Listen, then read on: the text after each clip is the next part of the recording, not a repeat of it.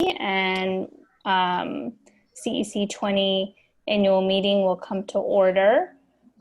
This is the annual meeting, so the purpose of this meeting is just electing officers, and we have two open positions, president and secretary, recording secretary. Should we do a roll call? Is there anyone willing to do the roll call? I'll do it. Thanks, Robert. Adele Doyle, Here. Dina Gurgis, Here. Robert Aguilar, here. Inga Smolyar, Here. Alan Aja, Here. Mauricia Cadillo, She may come late. Yifang Chen, Yeah. Vito Labella, Here. Alice Licado, Used. Simeon Stolzberg, Here. and Jessica Lee. I don't know if Jessica's still, Partner. Okay. Yeah, Yes. Jessica Yes. only serves the one term. yeah, okay. Jessica's off, so we don't have to call her anymore. Great. Okay, so I'm pretty much going to go through the script that was given to us by FACE to go through our election. So bear with me, and if anything doesn't sound right, stop me and help me and let me know. Article 2, Section 2 of the Council's bylaws requires that officers be elected by roll call vote at the annual meeting. To be elected, a candidate must have at least 6 votes. Officers remain in position until their successors have been elected. The first order of business is to elect a chair pro tem to chair the election meeting until the president has been elected. The chair pro tem must be someone who is not running for office in the election he or she is chairing. Since the first election is for president, the chair pro tem cannot run for president. Once the president is elected, she can take over running the election from the chair pro tem. Are there any nominations for chair pro tem? We will accept self-nominations. Dina, I nominate you. Okay, great. Any other nominations? No? Good, okay. Nominations for Chair Pro Tem are now closed, and we will proceed to a vote for Chair Pro Tem. We can do a vote by show of hands or roll call. I don't know if it matters. Should we just show our hands? Everyone voting for me for Chair Pro Tem. I don't know if I can vote. I'm showing my hand. Okay, great.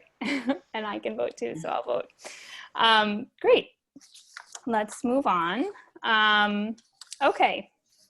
Congratulations, me. I've been elected as Chair Pro Tem, and I will conduct the election of officers for 2020-2021. To elect officers, we will vote upon each position before moving on to the next so that any candidate not elected to an office can run for others. I will take nominations. Members can nominate themselves.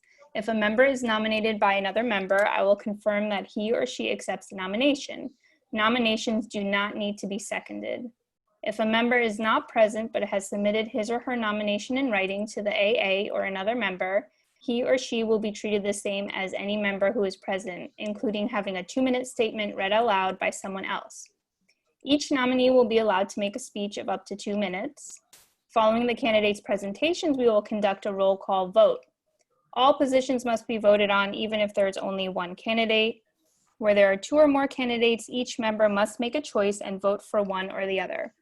Example, John Doe and Jane Smith are running for president. On the roll call, each member will vote for either John or Jane. The council must not vote first on John, then on Jane. Members may abstain from voting. If no candidate receives at least 6 votes, we will vote by a show of hands on whether to do a second round or proceed to the elections for the next office. If a position remains unfilled over 2 or more rounds of voting, the incumbent will continue in the position. New elections for all unfilled positions must be put on the agenda of following month's calendar meetings until all the positions are filled. Is the procedure clear to everyone?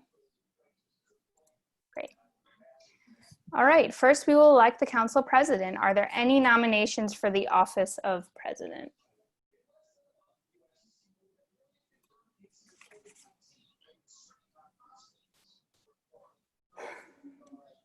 Going once, going twice.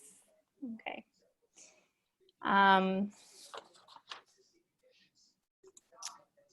Steve, if there are no nominations, do we just close it at this point and then move on to the next position?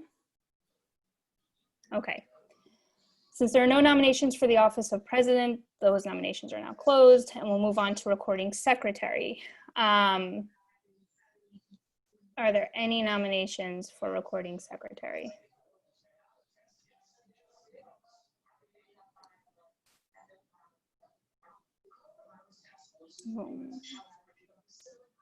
Once, going twice. Okay. So Steve, since we didn't have nominations for either, do we then go back to the presidency and see if there are any more nominations, or what do we do at this point? Okay. Steve is telepathically telling me things now. Can I ask a question? Yeah. If we have responsibilities that the president are supposed to do, can we delegate those to individuals? So right now, it automatically goes to the VERS VP, which is Dina.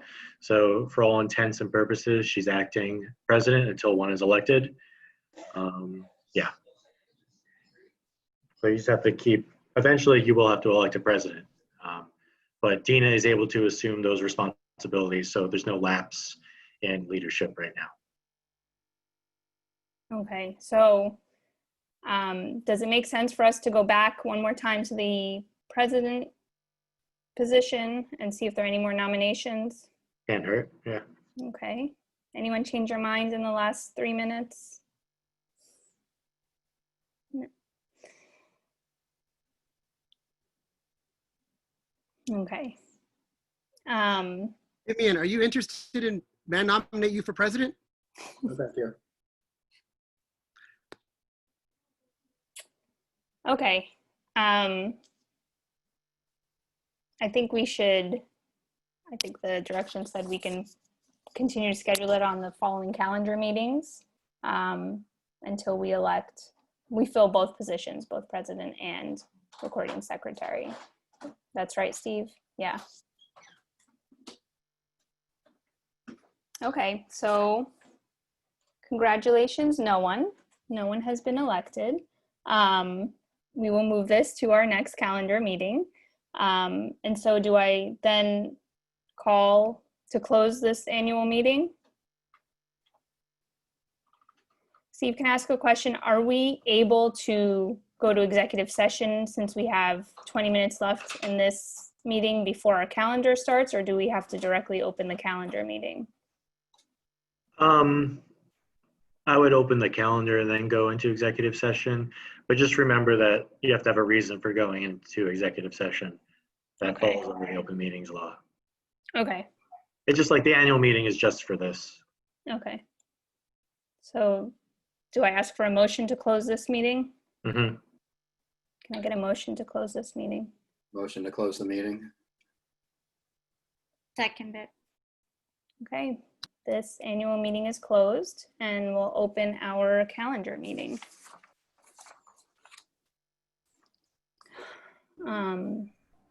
Natalia, do you mind posting the agenda for the calendar meeting?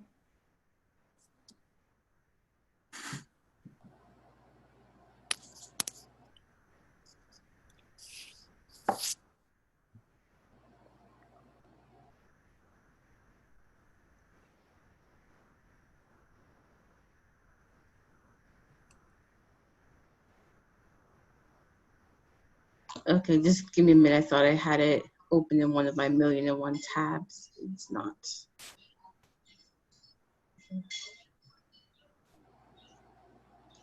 Okay.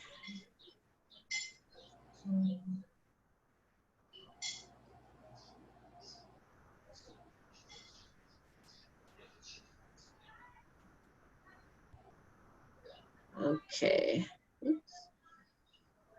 Okay, thank you. So should we call to order at this time, or I'm not sure because it's 20 minutes earlier than scheduled, or we can go ahead and do that. Okay.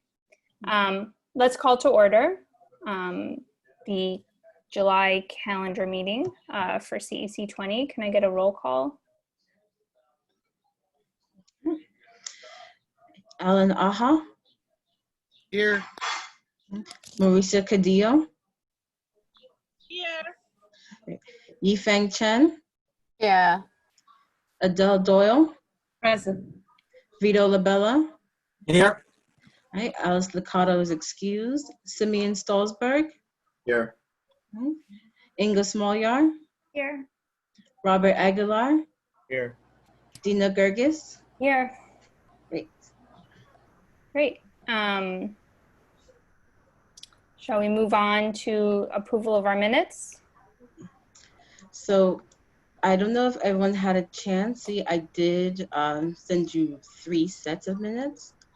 I am still working on the minutes from last week's meeting because it was a very long meeting. I did send you the minutes for the others. Hold on just a minute. Natalia, do you happen to have any of them open in your tabs and you can share in case anyone can access it? Okay.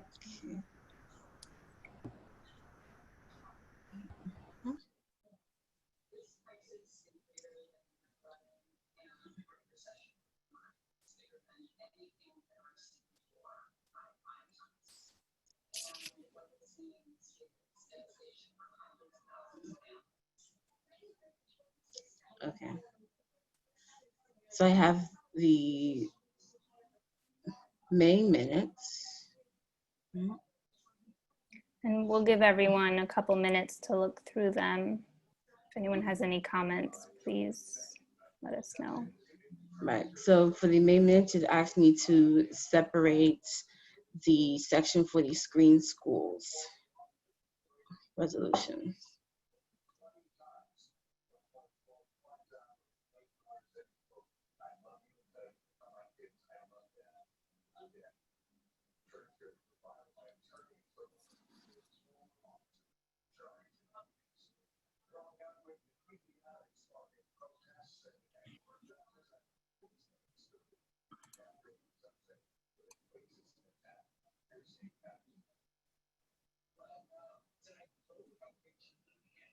Did we take a vote on that in the May meeting? Do not believe we did. I can take off the.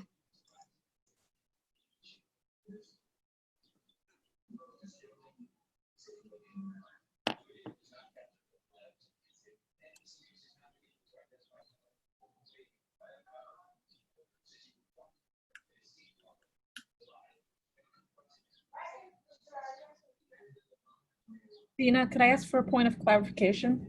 Sure. Natalia, we're still not, is it supposed to be specified in this meeting whether or not we ratified the bylaw changes? Did you ever clarify that? It was a weird situation in that the ratification happened at the business meeting where it should have happened at the calendar meeting. So for that reason, we might have, Steve can clarify, but I do believe we'll have to present it at this meeting and then vote on it again at the next meeting. So, and also I noticed that the copy of the bylaws we have is not signed as well. So Yes. That's something that we might want to consider as well. Dina, can I make a motion to put that on our agenda for our next meeting? Yes.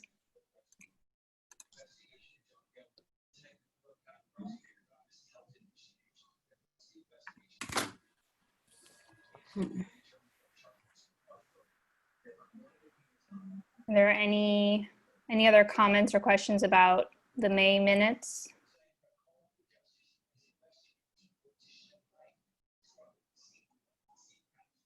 Okay. I think they're good, Natalia. And I appreciate you all bearing with me as I learn this, but do we go through all our minutes and then vote on them as a whole, or do we vote on each one separately? It would probably be best to vote on each one One at a separately. time, okay. I agree. So, so do we do a roll call vote or everyone get a motion to vote? I don't know. Or do we just say, does everyone approve? Hold on, just. Okay, I'll put forth a motion to approve the minutes for the May 2020 interim meeting. Are there Second. Great. Any no's? Oh, okay. I think those are approved. Let's move on to the next ones. Okay.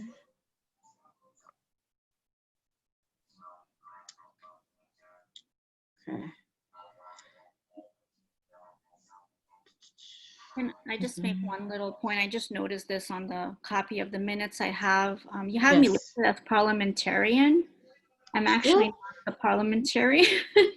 I thought I changed that. Okay, I Yeah. will definitely have that changed. Okay. I'm just looking at the May one, so maybe the other ones are changed, but yeah.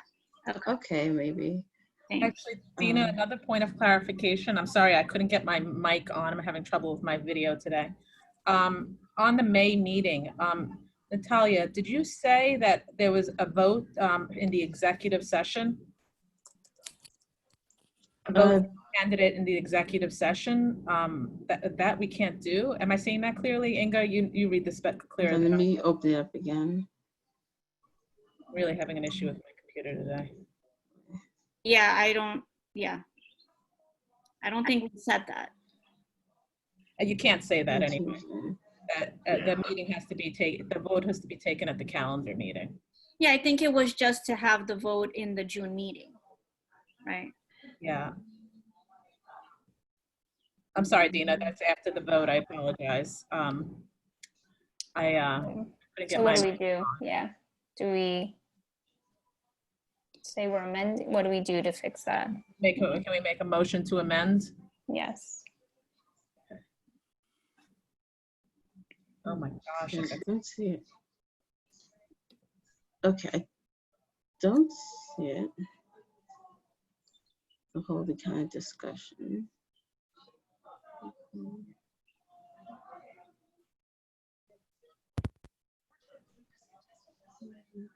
Well, I'll motion to amend it. I mean, I have it on my phone here. I see it Yeah, there. So. yeah, and then just send it to me. Does that motion need to be seconded, or we're good with that? Second. Yeah. Okay, thank you. Okay. So for the June, I kind of went through, listened to the recording, and basically typed out what everyone said. So it's very long.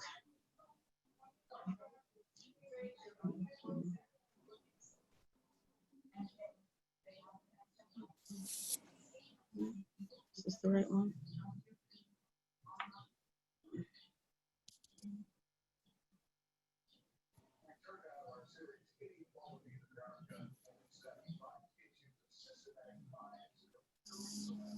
Okay, this is the June business meeting.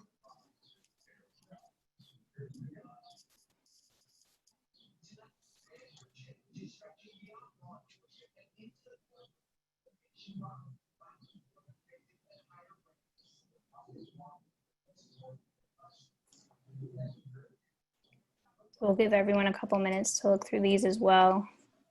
Share your comments.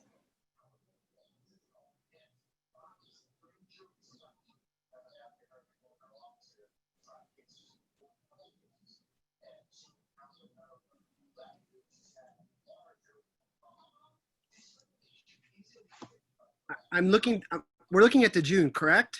Mhm. Yes, this is the June business meeting. Yeah, I'm looking at the report from the superintendent, the questions and answers, and I thought that there was a couple questions about the updates on implicit bias training, and I don't see evidence of any answers to that. And it's important since we just passed a resolution that had language pertaining to that. Okay, I'll review it. Does anyone want to recall that a little bit better than me?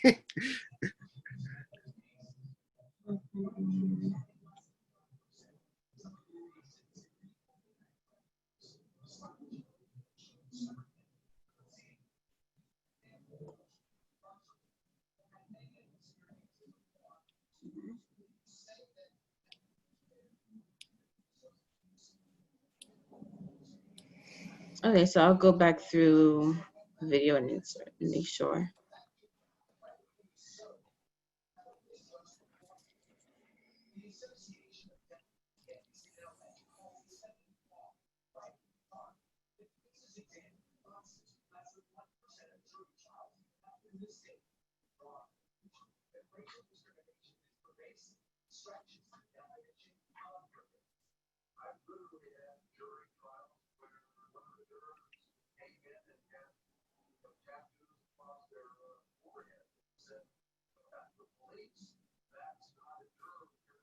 Anything else anyone see?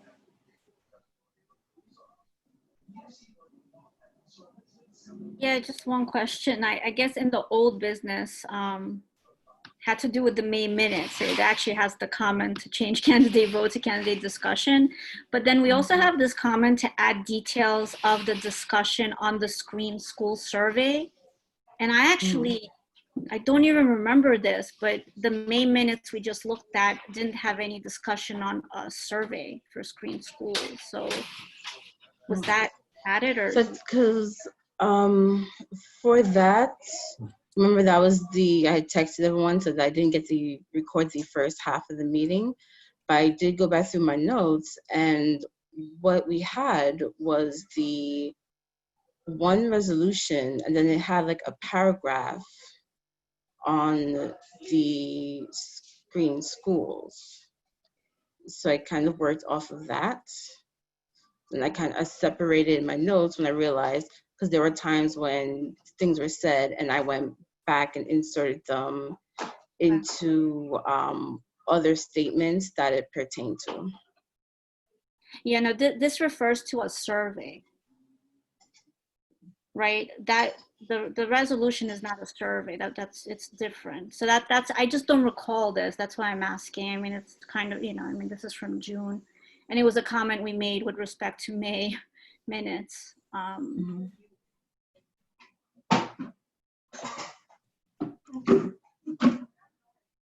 Okay. I mean, does anyone remember any reference to a discussion of a screen school survey?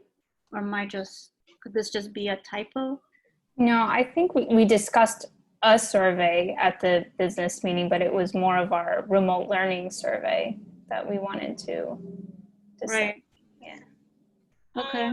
When I first presented the remote learning survey, was that in May or was that in June? That was in May. That was in May. So we discussed the remote learning survey, and then Simeon, you tweaked it in June, and then did we discuss it again during that meeting? Yeah, I see it under new business, the parent survey as well. So it was about remote learning? So maybe this should say remote learning survey for May. Okay. Say something. Yes. Here that I stated that the incident with George Floyd was also an act of discrimination against Hispanic people. Yes. I didn't say that. I say that there is also discrimination towards all the races, like Hispanic, like the Asian people. So I don't want to be held liable because now there is, lots of people coming, attacking us on the Facebook. So please take my name and that over here, number 5. Okay.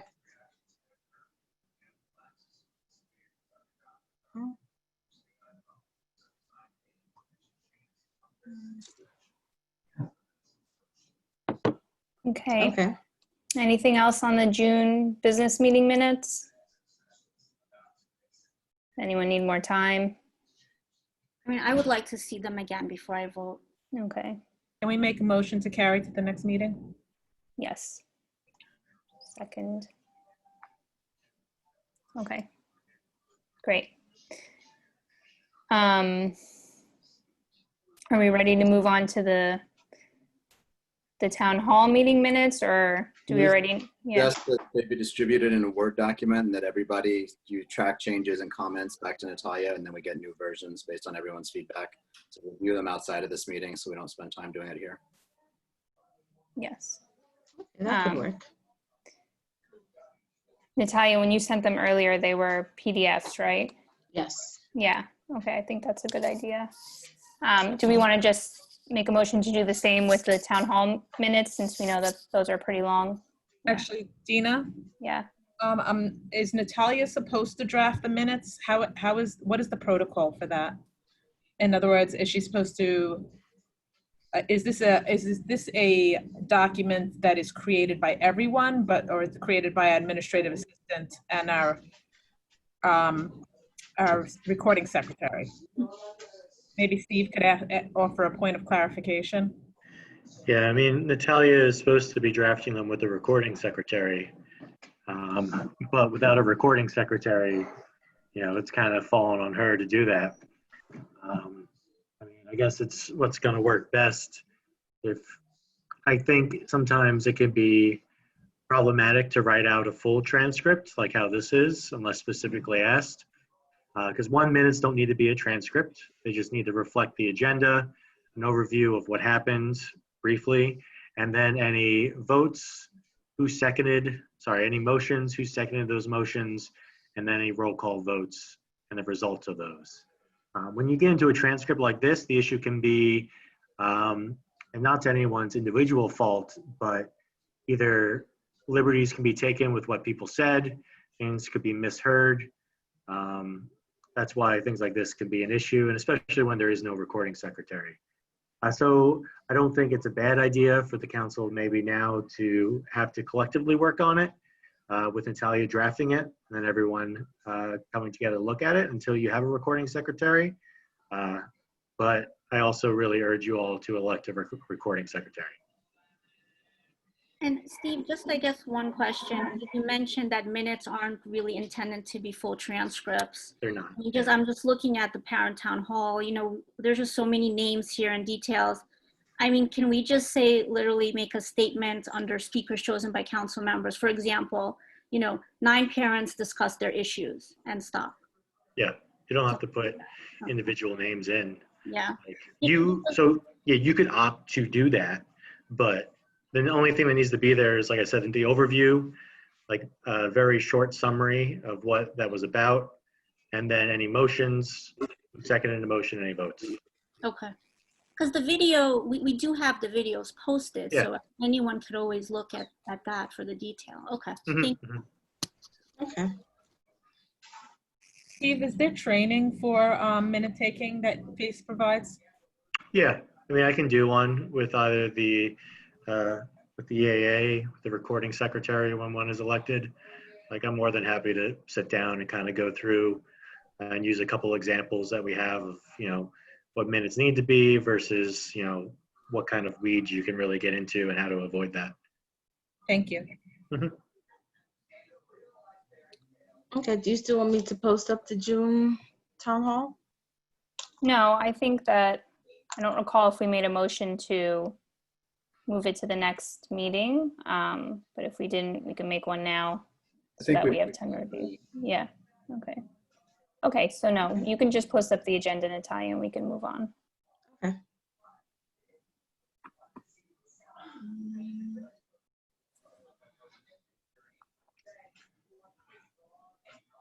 Okay, great. So next we have report of the president.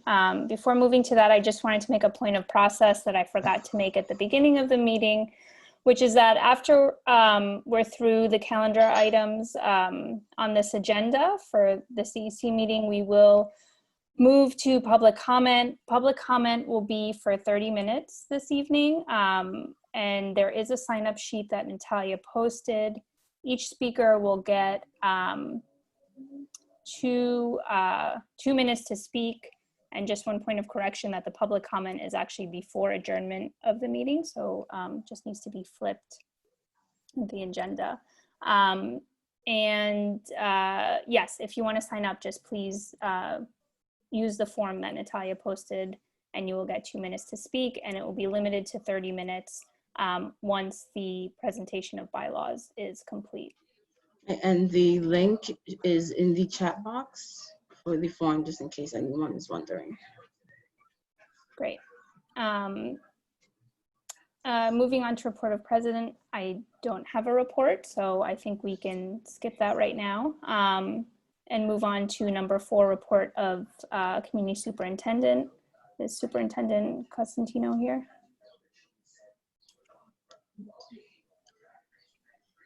I think she should be.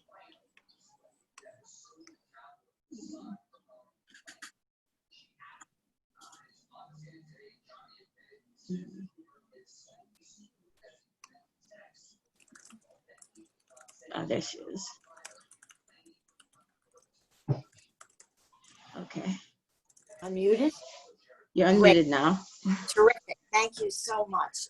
Good evening, everybody. I really requested and looked forward to have this time to speak with you tonight, really with a call to action. I am very much aware of the frustrations and anxieties that exist within our district that have escalated over the past 6 weeks for those who feel their voices are not being heard on either side of the aisle. I have never ignored parent concerns during my 14-year tenure as a superintendent. I've always maintained that you are the client and we at the Department of Ed are the providers. A number of years ago, I was approached by our Asian and Arabic population who, although were facing very, very different challenges, were united in wanting the best for their children. That was the year our Immigrant Advisory Council was born, where immigrants across all ethnicities met with me, planned with me, and continue to be united in a celebration of all cultures. The schools have benefited by the classroom libraries they developed, the resource fairs they have held, and the many activities in school they planned to bring about awareness to their specific cultures. I certainly do realize that our current challenges are very different and exist as systemic racial inequities. I hear you. Yet this has brought strong emotional responses from all sides, and the time has come to speak with one voice. It's time to speak and allow open, honest, raw conversations if we are to create the equity so necessary to allow our students to achieve success and their place in the world. To that end, effective immediately, I am creating an equity forum, which will be memorialized as a standing committee of the district leadership team under my jurisdiction. I will reach out to educational leaders, teachers, parent leaders, students, and community partners in District 20, so we can view equity through many lenses. Our first kickoff meeting will be remote once the core committee is selected next week. I invite anyone in District 20 to join. I know that Dr. O'Brien gave you my email address at the town hall, and certainly it's on the website, kcostan@schools.nyc.gov. As an educator, I have never walked away from a challenge, and being painted in a way by those who do not even know me and have not made an effort to meet with me really hurt my feelings. Civility must underscore our dialogue. Name-calling, lies, and intimidation have no place in honest dialogue, but only serve to bully and intimidate those that may want to speak out. This new committee will use resources from Central, our universities, our community. The committee will host forums to educate and plan activities to expose and reverse bias where it may exist. I look forward to bringing everyone together where all voices are heard and respected. We may look differently, speak differently, and practice different religious beliefs, but our goals for our children are the same. We want them to achieve in a place where all families and all children are respected. I want District 20 to be that place. Great, thank you, Superintendent. Sorry, I'm pulling the agenda up.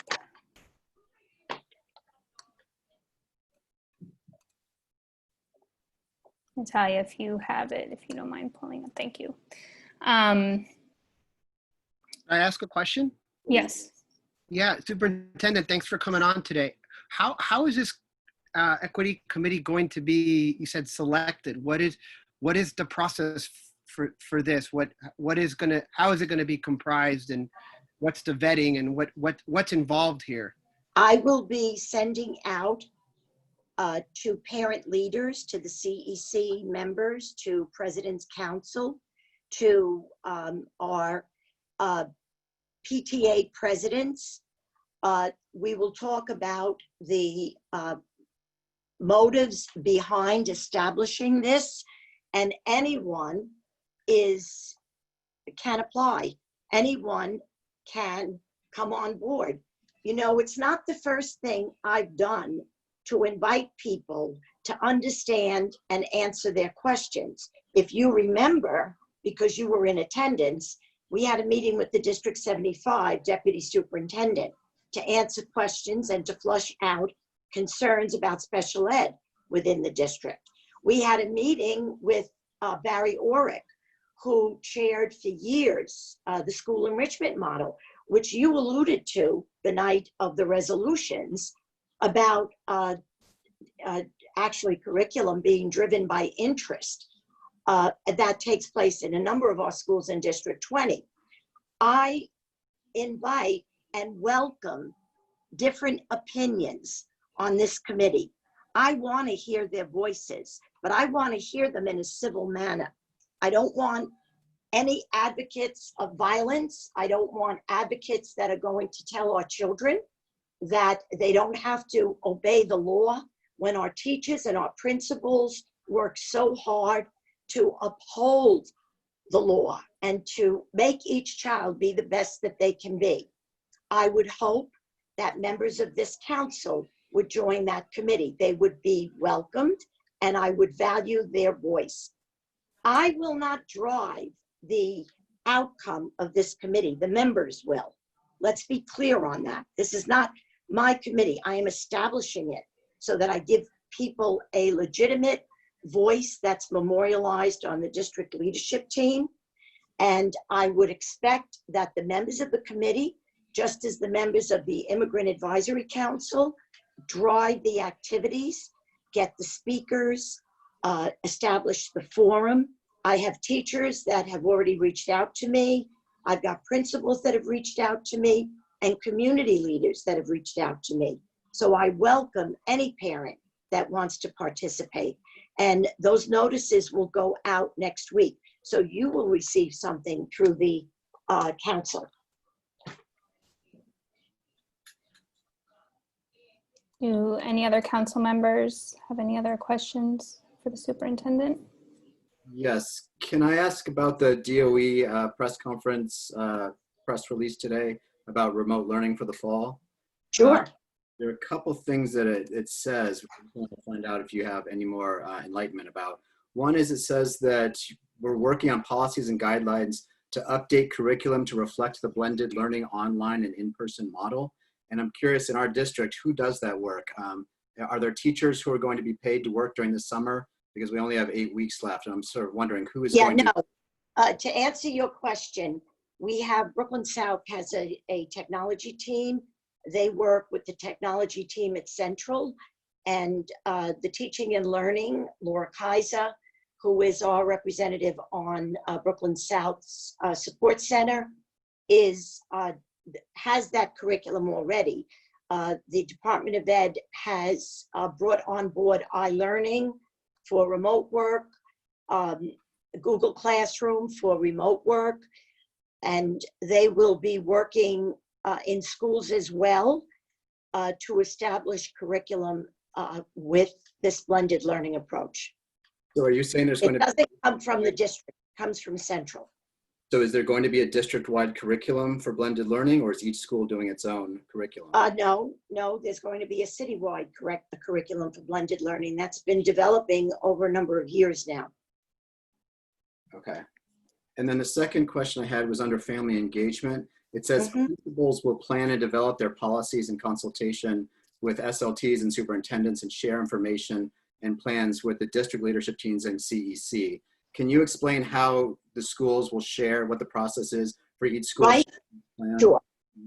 Right now, the schools are in the process of planning what September is going to look like from 3 models that they were given in a call today with the chancellor.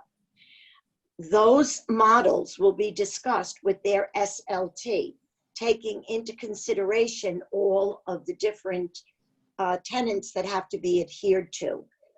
Don't forget, we have RUFT, we have CSA. So there are a lot of pieces that are going into this, but the SLT will approve this plan together. They must select one of the 3 plans that the Department of Ed has given them today.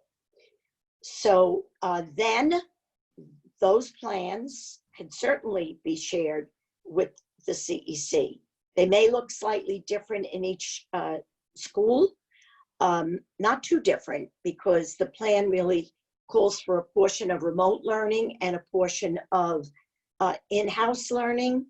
Of course, all of this is dependent upon what our health situation is by the end of the summer. But certainly it will be shared with the CEC. And Tina, may I ask a question? Sure. Hi, Superintendent. Just a clarification on SLT. SLTs generally don't meet in the summer. Is there any plan to roll out announcements that SLTs should meet with or without compensation? I know my SLT sure. at one of my schools did meet after school ended, but how do we make that known to parents who might not know that? Well, I think, all of our schools have their websites, and I know that parent coordinators have been working diligently on getting this word out to parents. We're in very unusual times, and the rule book in terms of having meetings, taking vacations, all of those things are looked at very differently right now. Schools have to have their plans in by July 23rd, I believe. So I think what will happen will be that they will probably convene remotely to discuss their thoughts. Certainly my team, my fabulous team, will be working hand in hand. We have meetings scheduled tomorrow, and we will be scheduling meetings throughout next week to offer support as thought partners and give the principals as much support as possible to be able to roll this out. Remember, we have 47,000 students in our school district. We have elementary, K-8, and intermediate schools. This is a very tall order for any school to roll out. But I am very proud of the work that my teachers and my principals and my assistant principals have done to date. And I have no doubt that they won't continue. They are striving for excellence, looking towards September and what that will look like. When I know more, I will share it with you. Thank you, Superintendent. I have one more follow-up. I've been just following what parents have been saying online, and a lot of parents who work outside the home are panicking based on that press release, basically trying to figure out how they're going to stay home with their children part-time and do full-time work outside the home. So wondering if the district has any plans for helping parents with childcare or trying to coordinate with the private sector or bring people together in any way to coordinate childcare. We don't, but it's certainly an excellent idea if you'd like to take the helm on that. I mean, we could use all hands on deck, Simeon. It's, we have our community-based organization. I know that we also will have rec centers. They will not be in schools. They'll be in CBO buildings if they have the availability. But I do know that they will be available for first responders. Certainly, it's food for thought. I'm open to suggestions. I want the schools to get this curriculum, get their day in place before we look to that. But certainly, it's food for thought.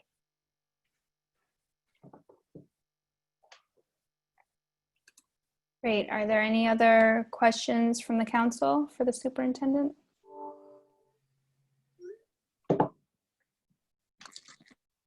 Dina, Yes. maybe recognized. Yes. Thank you. Mhm. Thank you, Superintendent. I am empathetic to what you're going through. At the last meeting, there was made mention of a letter that was read into the record, I believe, incorrectly regarding alleged misconduct by me. Now, this letter referred to a speech on a private social account, and neither the city, the DOE, the superintendent, or the CEC has purview over the private speech of a CEC member. Right. Furthermore, even if they wanted to explore this matter, my name should never have been read out in an open meeting and recorded in the minutes. That was inappropriate. There should have been a vote to go into executive session where it could be discussed and the appropriateness of the allegations could be brought up there. So now listen, I am not alleging any malicious intent, but I have a right, because my name was read into the minutes, to respond. I have with me, and I'm going to email it to the CEC, to the superintendent, and to all of my fellow council members. I have a press release by the Chinese American Citizens Alliance of Greater New York in support of me and my right to free speech. I also have a letter of support written and disseminated by District 20 parents that has garnered over 1,100 signatures. I will waive the reading of those letters and those signatures, but I request that both of those things be placed into the official record in lieu of the fact that my name was inappropriately put into the record at the last meeting.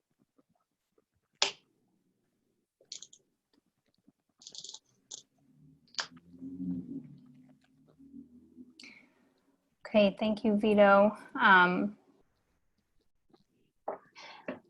Any other questions, comments from the council?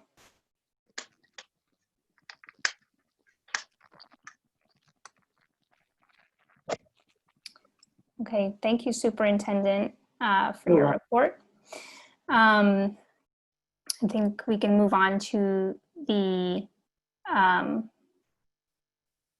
next section on our agenda, which is resolutions. And Natalia, just let me know exactly.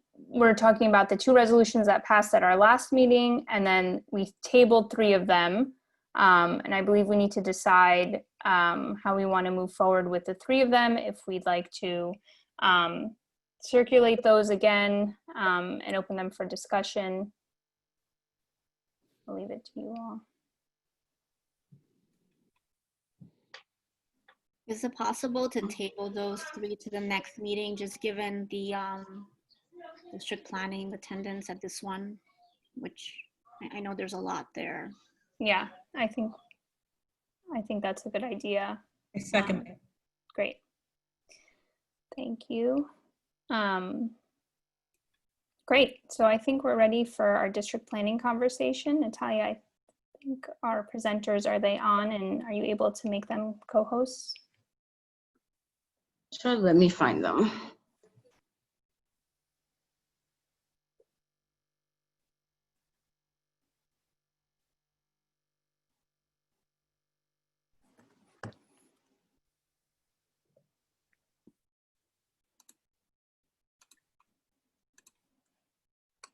Michael, can you hear me? I can, yes. Yay. Let me see if I can find Jamie. Yes, she is here as well.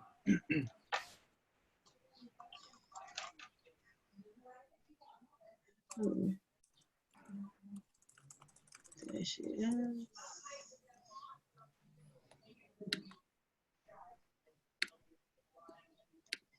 Jamie, can you hear me?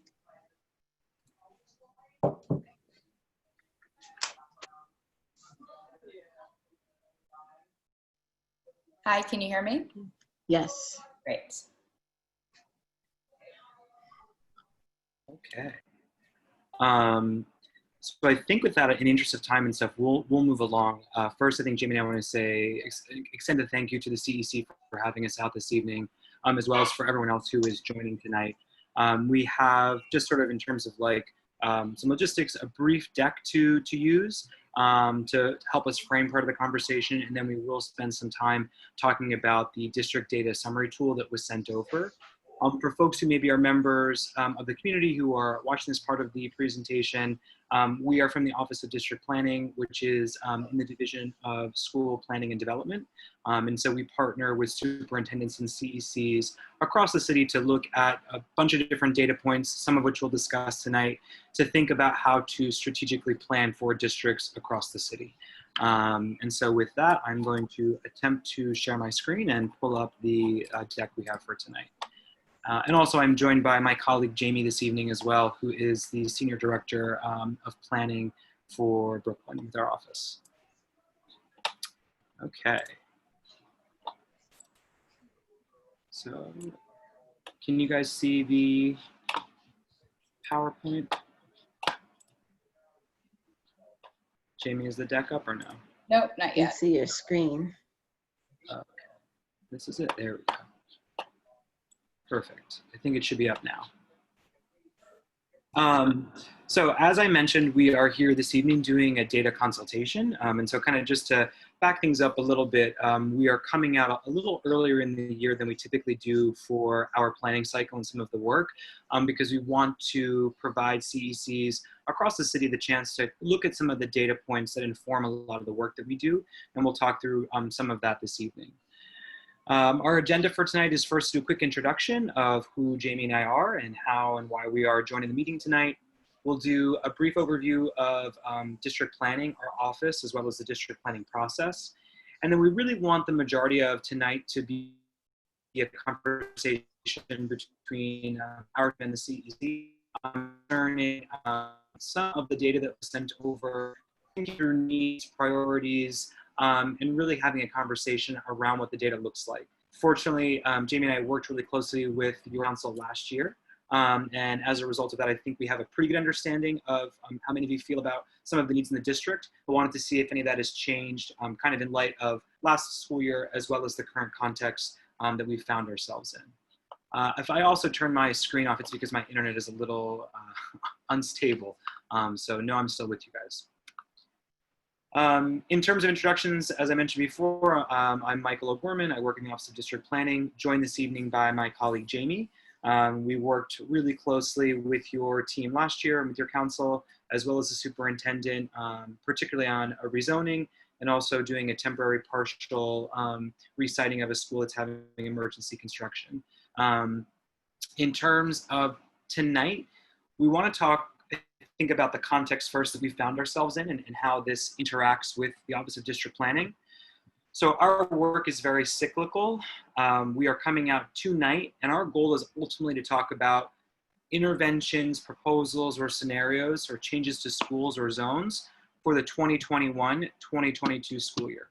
I'm well aware, and I think we all are still kind of trying to make sense of press releases from today, information that's been coming out, articles over the past few weeks concerning September 2020.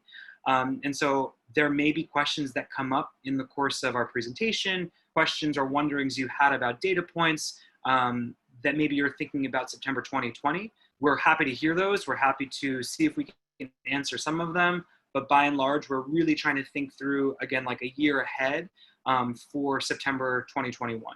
And for folks who maybe haven't worked with our team in the past, that is typically how we do our work, is always 1 year ahead. So any changes to schools that our office would have been part of for 2020 this September happened all through the course of last year. So I just want to make sure that we're kind of all in sync and in alignment on that piece. Jamie, is there anything you wanted to add? No, I think Michael covered it. Just to underscore again, we are kind of kept in terms of what's happening in September as in the loop as you all are, just due to the nature of our work. So I don't think we'll have so many answers tonight. We're happy to bring our questions back to our division, our deputy chancellor, but we do want to center the conversation around 2021, 2022 planning And at this stage, assuming that the conditions look normally at that time, I think as next school year is underway, if that becomes clear that it will not be the case, we can reconfigure that planning, but that'll be our goal tonight. Great. And I think that is kind of a segue into the purpose and goals of the meeting. The ultimate purpose tonight is to share this data with your council as well as with members of the community who are joining, so that we're all kind of in alignment on what some of the data points are that we use when we do this wider kind of like assessment of a different district. And then ultimately the goal is for us to really hear from the council about what you believe the priorities are, what you think is important, what other questions you still have. Are there different data sets or points we can work harder to try to maybe disaggregate for you to make better sense of as we begin this planning process for the 2021-22 school year. And again, this is kind of the precursor to the typical presentation we give each fall.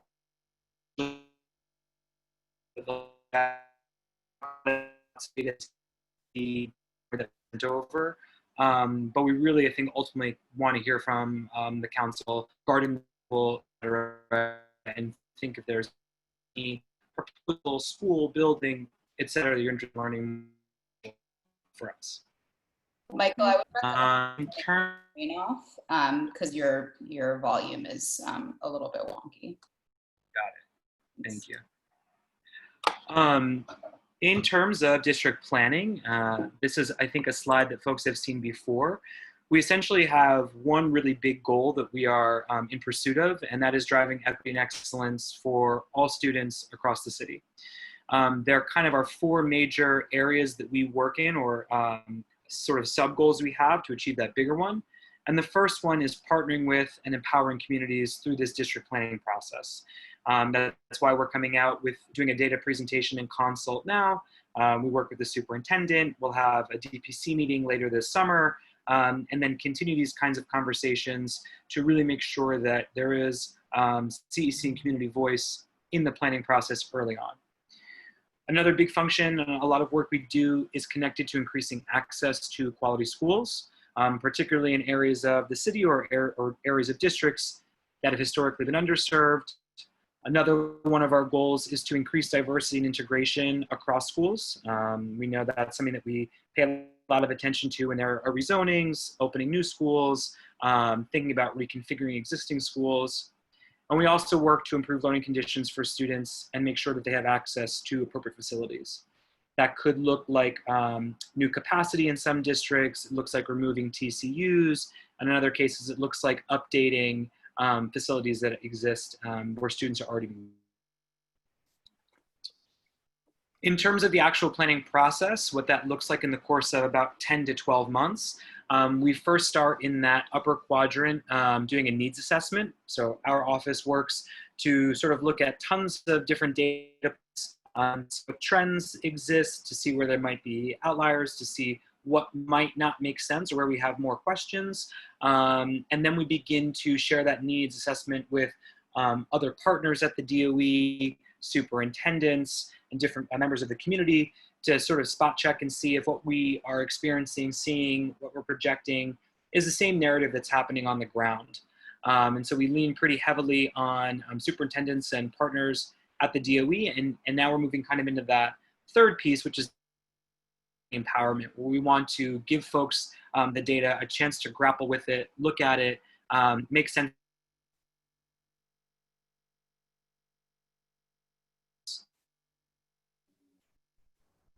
I think we're losing you, Michael. Is it just me, or is everyone else having trouble hearing him? Yeah.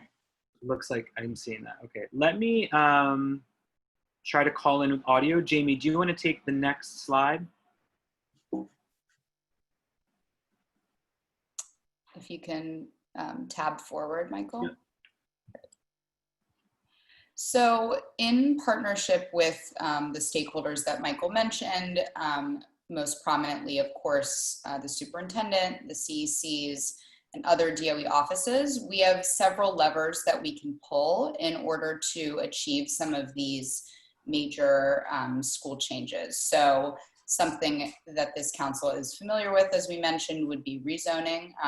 The first two levers, rezoning and unzoning, are Chancellor's Regulation A185 levers that must be approved by the CEC. So we work very closely with you all for proposing a change to zone lines.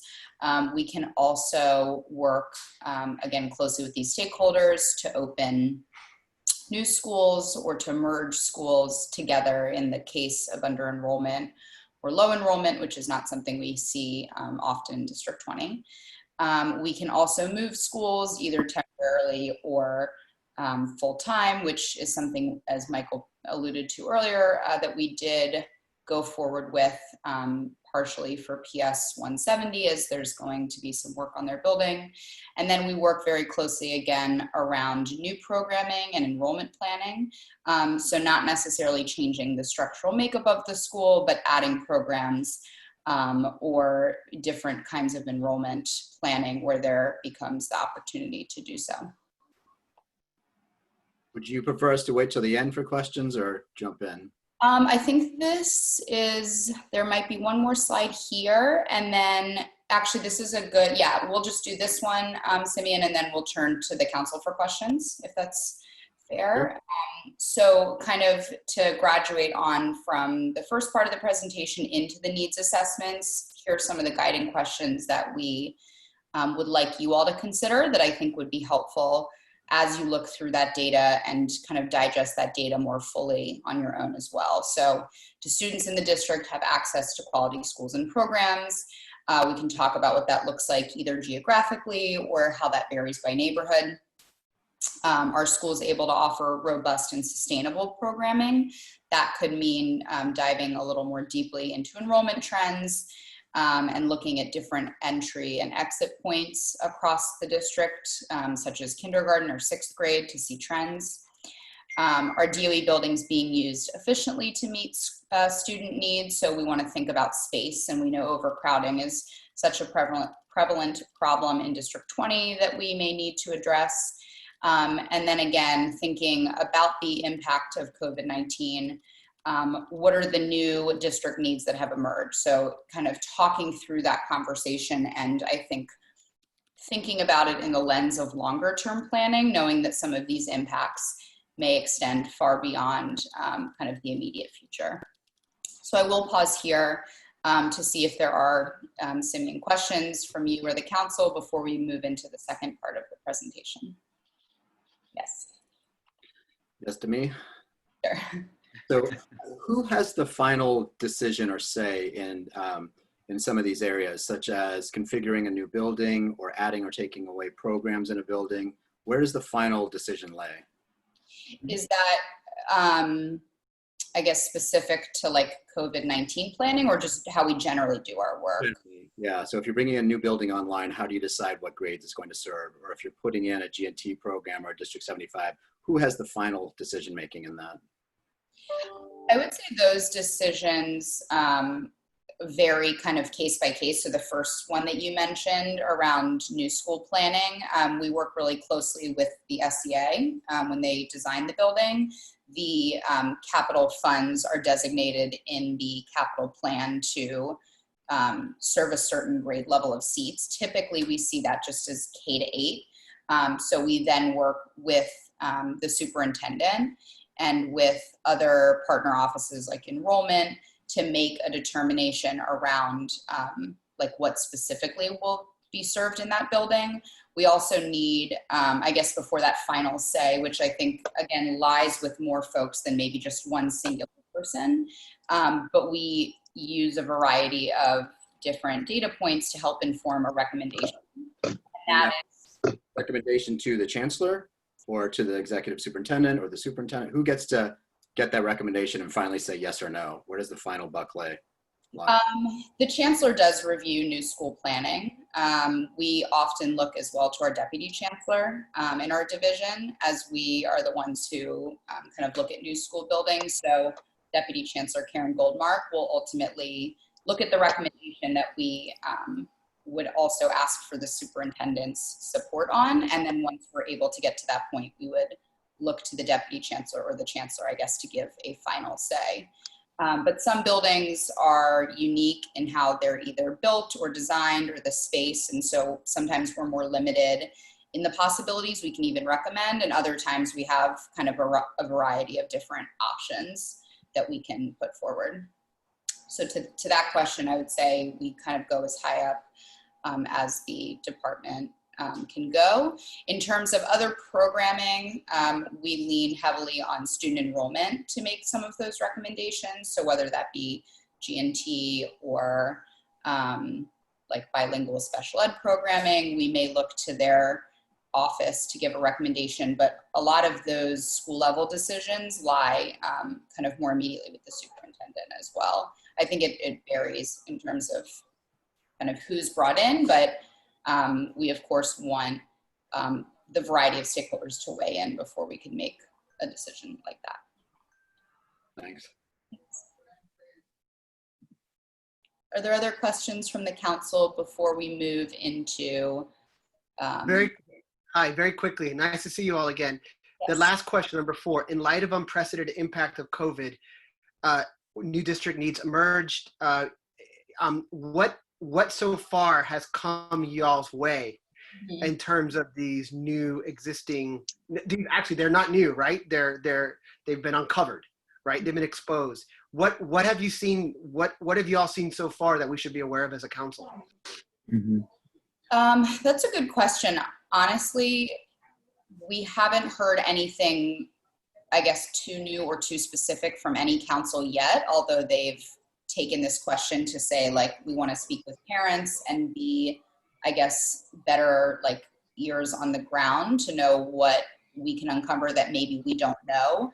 I think we see some districts in Brooklyn that have brought to our attention statistically how COVID has impacted their communities that may be disproportionate to other areas of the city, and that's something we think about.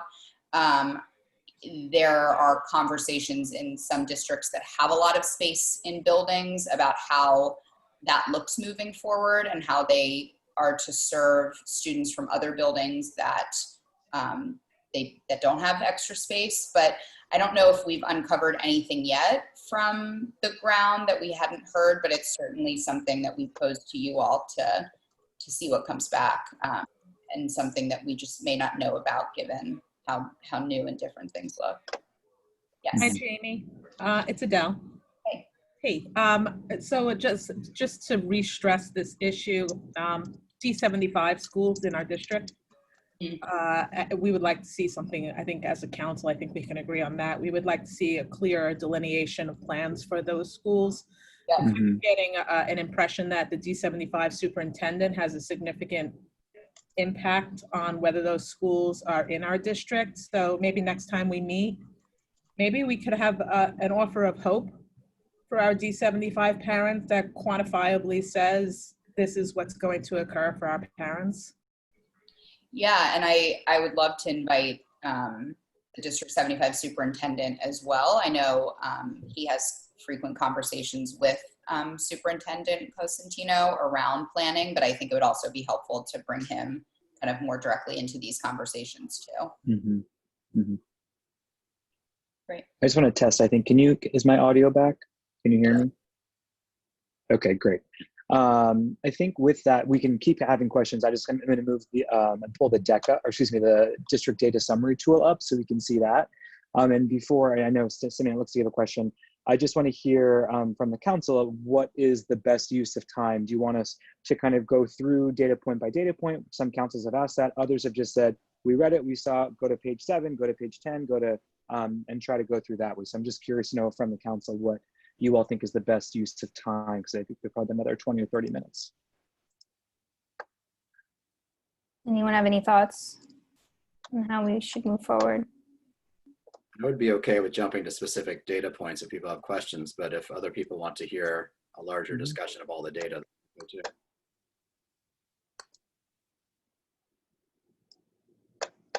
I don't think I'll know what I don't know unless I see it all. So in terms of concrete data or things that you think are not theory, but specific things that you think will help us have a broader perspective. Yeah, Sure. might be helpful, just given kind of the amount of data in that packet, again, for those who have had a chance to review it or have not. I think we will aim to highlight a couple of trends or things that we want to make sure we call out, and then the time between either this meeting and your next meeting, or when we're able to come back out to give that fuller district planning presentation that we typically give in the fall.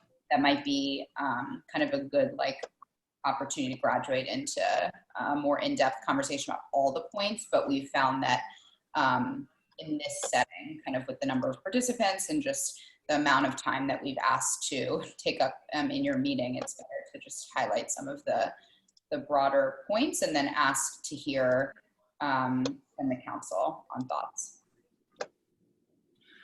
Can I do just a quick follow-up then on the COVID question before we dive into the data? Sure. Mm-hmm. Has there been any discussion of creating more emergency classroom space? Sorry. Say that one more time.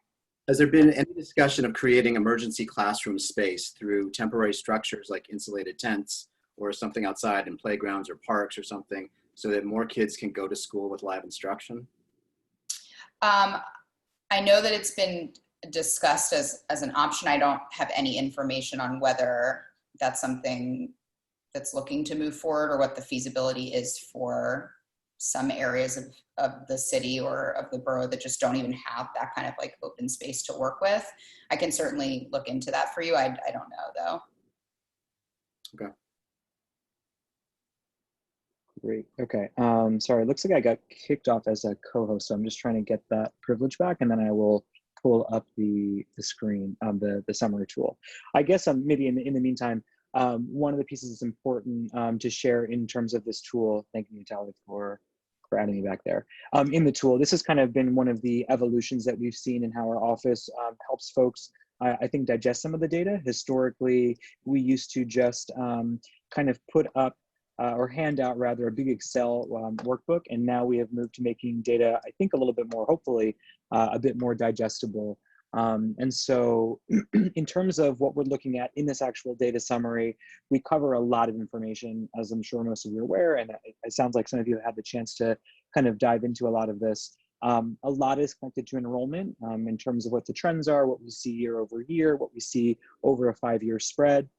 There's a lot of information also concerning seat demand, what are the number of seats in a district, in existing capacity as well as projected capacity, and how do we compare that with the enrollment to figure out if there's any type of issues connected to crowding or overcrowding, if we have challenges where there are some schools that have low and declining enrollment. A lot of demographic information is in here connected to students in terms of race and ethnicity, as well as students who have other demographic markers that are part of some of the planning work that we do. And then I think, again, we also have for District 20, a section about new capacity, upcoming buildings, and where those sort of are on the completions report as we work with the School Construction Authority, again, to think longer term beyond just 1 or 2 years in the 2 to 5 year range as well. So with that said, I think we can open up to questions if you just want to dive into certain pages and go from there.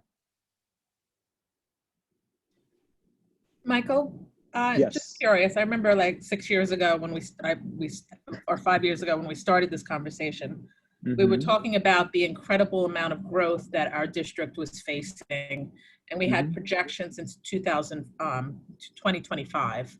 Is that growth still on track? Are we seeing any changes in the trend? And do we still anticipate the number of schools that we're looking to establish? Yeah, that's a really good question, Adele.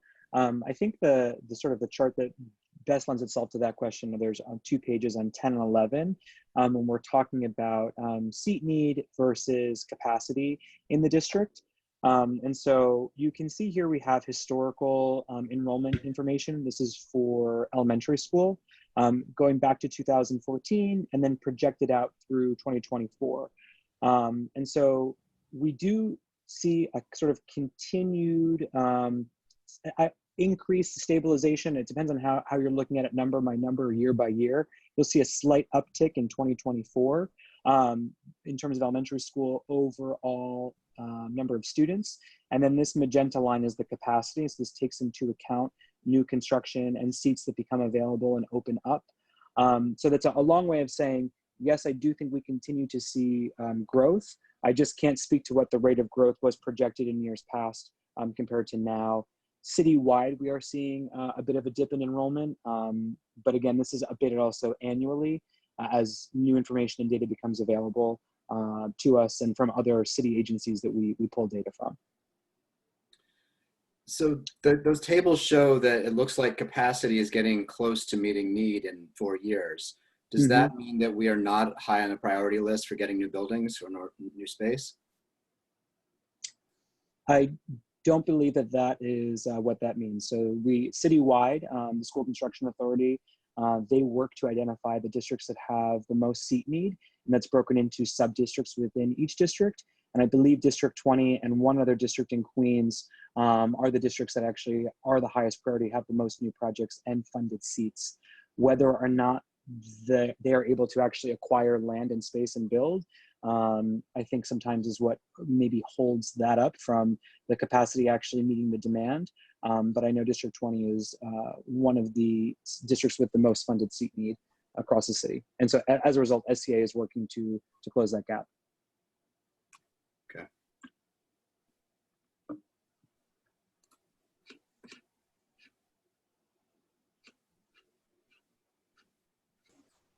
Other questions, pages, data points? Michael, maybe if you go back to the table of contents, we could see. Certainly. Yeah. Can I ask about the table on page 13 about race ethnicity? And there's quite a bit of variation in there. And I think it also would be valuable to compare economic disadvantage in schools too. So you said one of your sort of 4 pillars is diversity and integration. And I'm curious, when you look at a table like this with such differences across schools, what is being done to address that? So I want to be clear, I think about a couple of things. So in terms of this chart, we're looking at the District 20 demographic groups as they're compared to Brooklyn and then as they are compared citywide. And then also these bars are each representative of a different grade level. So elementary school or school level, elementary school, middle school, and high school.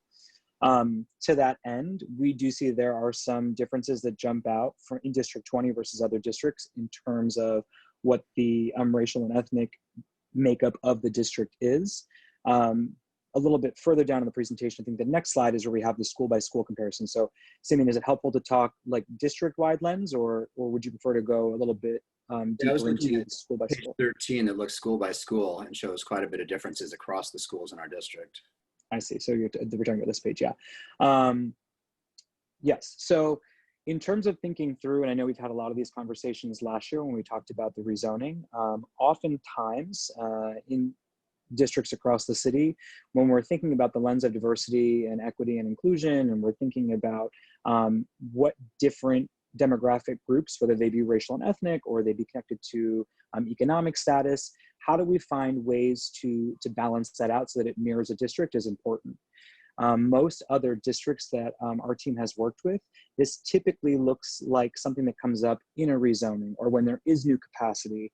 And then folks are able to work with the CEC and say, okay, how do we develop or design zone lines in such a way that we are finding ways to balance some of the different demographic disparities out, and also keeping in mind that some districts that might be challenging based upon what like the district-wide actual makeup is, because we are confined to work within districts, within a district, we can't go between districts.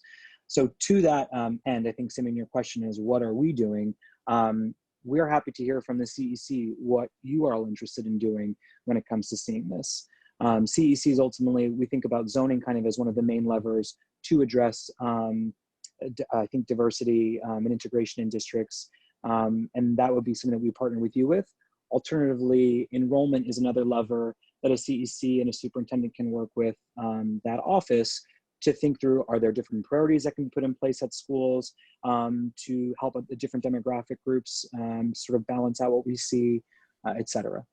But I would say those are kind of the two main directions. But if this is something the CEC is interested in pursuing and learning more about, we're happy to be partners there. Michael? Yes. Hi, this is Vito. Hi, You Vito. touched on something. Good evening. Thank you again for coming. You Mhm. touched on something about how we only work within districts. I mean, Mhm. I don't, could you please inform me or teach me Sure. who does the districts citywide? Who's got that Mhm. purview? Mhm. How often can we rezone the entire city, say? And at that Mhm. point, deciding we split districts, make new districts, anything like that, who does that and how does it get done? Yep. So I think I'm actually just going to go down to the district map really quickly, which is on page 29, I believe, or yeah, 28. So in terms of how districts actually, how they're operating, what this looks like, New York City has 32 geographic districts. And so we're looking right here at District 20. You can see the neighboring or bordering districts that are to your side. Our office, district planning, and at some level even the DOE are confined to working within the district lines as they have been drawn by the state. The state has the hand in what that actually looks like. And so last year when we talked about the rezoning for new building K746, there were some conversations I recall about, oh, can we go into some of these parts of Sunset Park? Or if we're talking about students in parts of District 21 or 22, this dark line that you see, that is something that our team doesn't have the ability to zone or change. Oh, Michael, you That said the is state. well So is beyond the that. state done in conjunction with the census every 10 years? How often are these lines redrawn? That is, I actually don't know the answer to how often they're redrawn. I would like to believe it's with the census, but I don't have confidence that that is how it operates. But it's something we can look into for you. Thank you. Mm-hmm.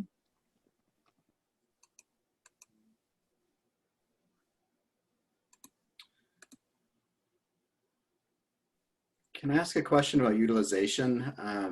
It looks like, every building is overutilized in our district. And I know some schools are capped and others aren't. And I was wondering if you could explain sort of the capping process. And does that mean that those buildings can officially hold no more students, but the other ones that are overutilized but aren't capped, they could still squeeze more kids in there? Is that what it's saying? So I think, yeah, to just give folks who are on the call a little bit of context, essentially a utilization rate, the number that you're seeing at the side here, the School Construction Authority each year publishes the Blue Book, and I know CEC members, I think you're all aware of this from our conversations last year. They publish the Blue Book, which looks at every single building across the city, and over here on this side are the building codes, and they determine how many students that building can serve, as well as then the number of students in that building, which generates the utilization rate. The School Construction Authority uses a number that is actually below UFT maximums for class size to get these numbers. And so if you see a number that's over 100%, it doesn't always tell the full story of what's happening in a building. There are situations where you may see a school that has a utilization rate that is over 100 and they're still able to accommodate students who live inside of their zone. To your question concerning the capping process, if there are schools where they have reached the UFT maximum for every class in a grade, and Jamie, please feel free to chime in and correct me if I'm wrong, but if all the students at that grade who live in a zone for a school, they've reached the UFT maximum, they can't add another section or have another teacher because there just isn't space, then students get capped, or the school is capped, and then they begin the process of overflowing or trying to find a place for those students. I don't have the capping tracker up, but I don't believe that there have been a lot of situations recently, and Superintendent Constantino, you would know as well, where it's as big of a problem, the capping and overflowing in District 20 as it has been. Yeah, the only thing I would add to this is kind of the color around why some of the rezoning work, especially what we did last year, was so important. Because when there are schools that are still capping, whether that be one student at kindergarten or students that move into the zone at third grade and cannot be accommodated, it really is kind of like the last situation that we would like for that student in that school, because we're saying that the geographical zone preference that they have based on where they live kind of still doesn't afford them the chance to go to that school if they choose so. And one of the concerns with kind of the overcrowding across the district is that could mean they are capped and sent to a school that's truly not close at all to where they live. It just is where the seats are available that becomes the option. So when we do look at rezonings and we're thinking about what schools we would like to rezone if we have new capacity, or what schools we like to alleviate, one of the first markers we look at is historical capping, which gives us the indication that there are too many students living in that zone to be accommodated with the space. So, you know, that's something that we really take seriously and we work through if we're thinking about rezoning a new capacity. Jamie, Michael, just with this screen up, can you take a COVID question, or is that beyond your purview? Definitely beyond ours. We're happy to take it back. Well, just from an equity standpoint, you see these schools that are incredibly overcrowded, and we know that each student who may receive in-school instruction requires approximately 60 square feet. Mm-hmm. So it goes to, without saying that schools that are more overcrowded are going to be unable to accommodate as many students. And are there any accommodations being made for those schools? Any additional sites that might be offered? What's the equitable solution for these schools that are so overcrowded that they can provide the instruction that they need for their students? Yeah, I don't have an answer to that. What I can say, however, is that that exact question I know has been posed like very specifically about District 20, not just by the superintendent, by the executive superintendent. I think there are a few districts in the city, District 20 being one of them, with this crowding challenge that are going to have kind of that extra look about how this works and what this looks like. So while I don't know the answer to the question, I do know that that question is being raised and is like very top of mind for folks when they're thinking about this, knowing that it'll look differently in this district than it does in other parts of Brooklyn. Thanks, Jamie. Michael, if we want to take maybe one or two more questions and then. Sure. Could you talk about page 25 and the new buildings coming online in the process? Yeah, great question. So as we mentioned before, the School Construction Authority is the sort of agency or partner that we have when we're talking about new capacities, whether it be a new building, an addition, an annex, et cetera. And so the most updated list of buildings that we have now in terms of the opening dates are the ones we see here. So K746 is slated to open this September. That has been on pause and they are working on it. And that was a building that we planned and worked through last year for this year's opening. The other three capacities we have on here is an addition at K127, slated to open in September 2021. From my understanding, this building is still on pause in terms of the construction, so I'm not sure if this date will change, but we are kind of working on a daily, weekly, monthly basis to have an understanding of what that looks like. And then the other two capacities are a little bit further out are K332, which is known as the Nathan site, which is looking to open in 2024, as well as K676, which is at 631 12th Avenue, the Angel of Guardian site. And so these projects are the ones that are currently there. And these are the seats I mentioned before that are funded within the district. And then if you actually want to break down by sub-district, this is from the capital plan amendment that was published in February, identifying what the need is, what the funded need is, and if they are in process or working toward achieving this based upon the capital plan. Specific capital plan questions, I think, are best answered by folks actually from SCA, Tamara, Steve, and Mike Marisola, who will likely come out in the fall. But if there are specific questions, I'm also happy to flag those for those folks at SCA as well. Superintendent Constantino, can you maybe say a little bit about the vision for those buildings? I know we've talked about it a little bit, but there are a lot of parents on here tonight, and I think it'd be helpful to hear from you about that.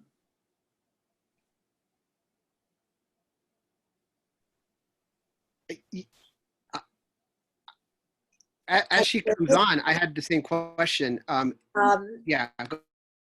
So actually, discussions really have not started around those schools. We've been hearing different recommendations depending on where they are and what the schools look like in that particular area. There have been no definitive plans yet, except that we are very well aware of the need for District 75 seats, and we constantly raise that to the SCA. I do know that I have a meeting at the end of next week regarding 127 and what that is going to look like. And I think also plans that they're going in design for one of the other buildings. I'm not sure which one because they really are down the road. But I do want to comment on something that was asked about the capping. We still have a number of schools that cap, particularly in kindergarten, because they cannot, they really can't accommodate those students, and they are sent to other areas in the district. That is still occurring every September. It's, to the best of my knowledge, it really has been the same number of students that have to be really bused to another site in kindergarten. We are still way over capacity in some of our buildings. We're looking carefully at that. We're looking at ways in which we do not want to turn away zone kids in lieu of other programs. So that's a conversation that's ongoing. But I just wanted to clarify that we do still have a number of schools that cap their kindergarten classes very early on because they reach their maximum capacity.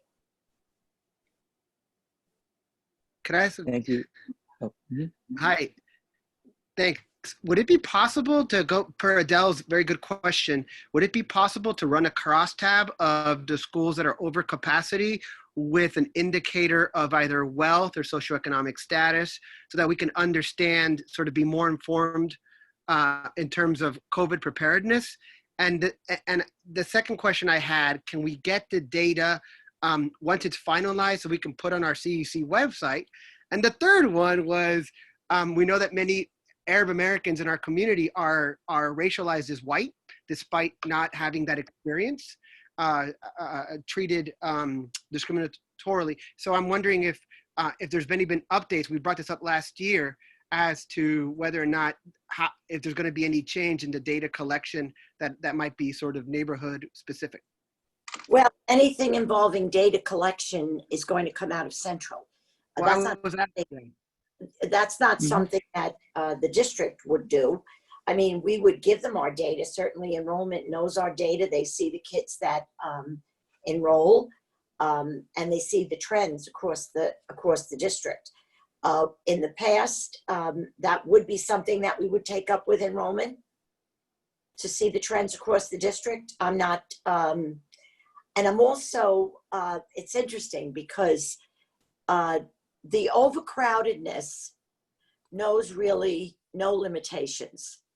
And I say that honestly because there are people that are capping at the far end of the district. There are people that are capping at, closer to the Bay Ridge, Dyke Heights area. It's all over the district. You know, our schools are good.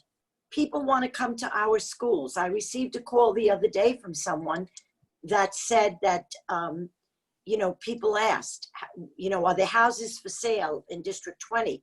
We want to pick District 20 because we've got such excellent schools. That's what motivates families in many, many cases. So, we're overcrowded, but we're also successful. And don't forget, we're one of 2 districts in the city that's in good standing with the state. So those are things we've got to mull over. Mm-hmm.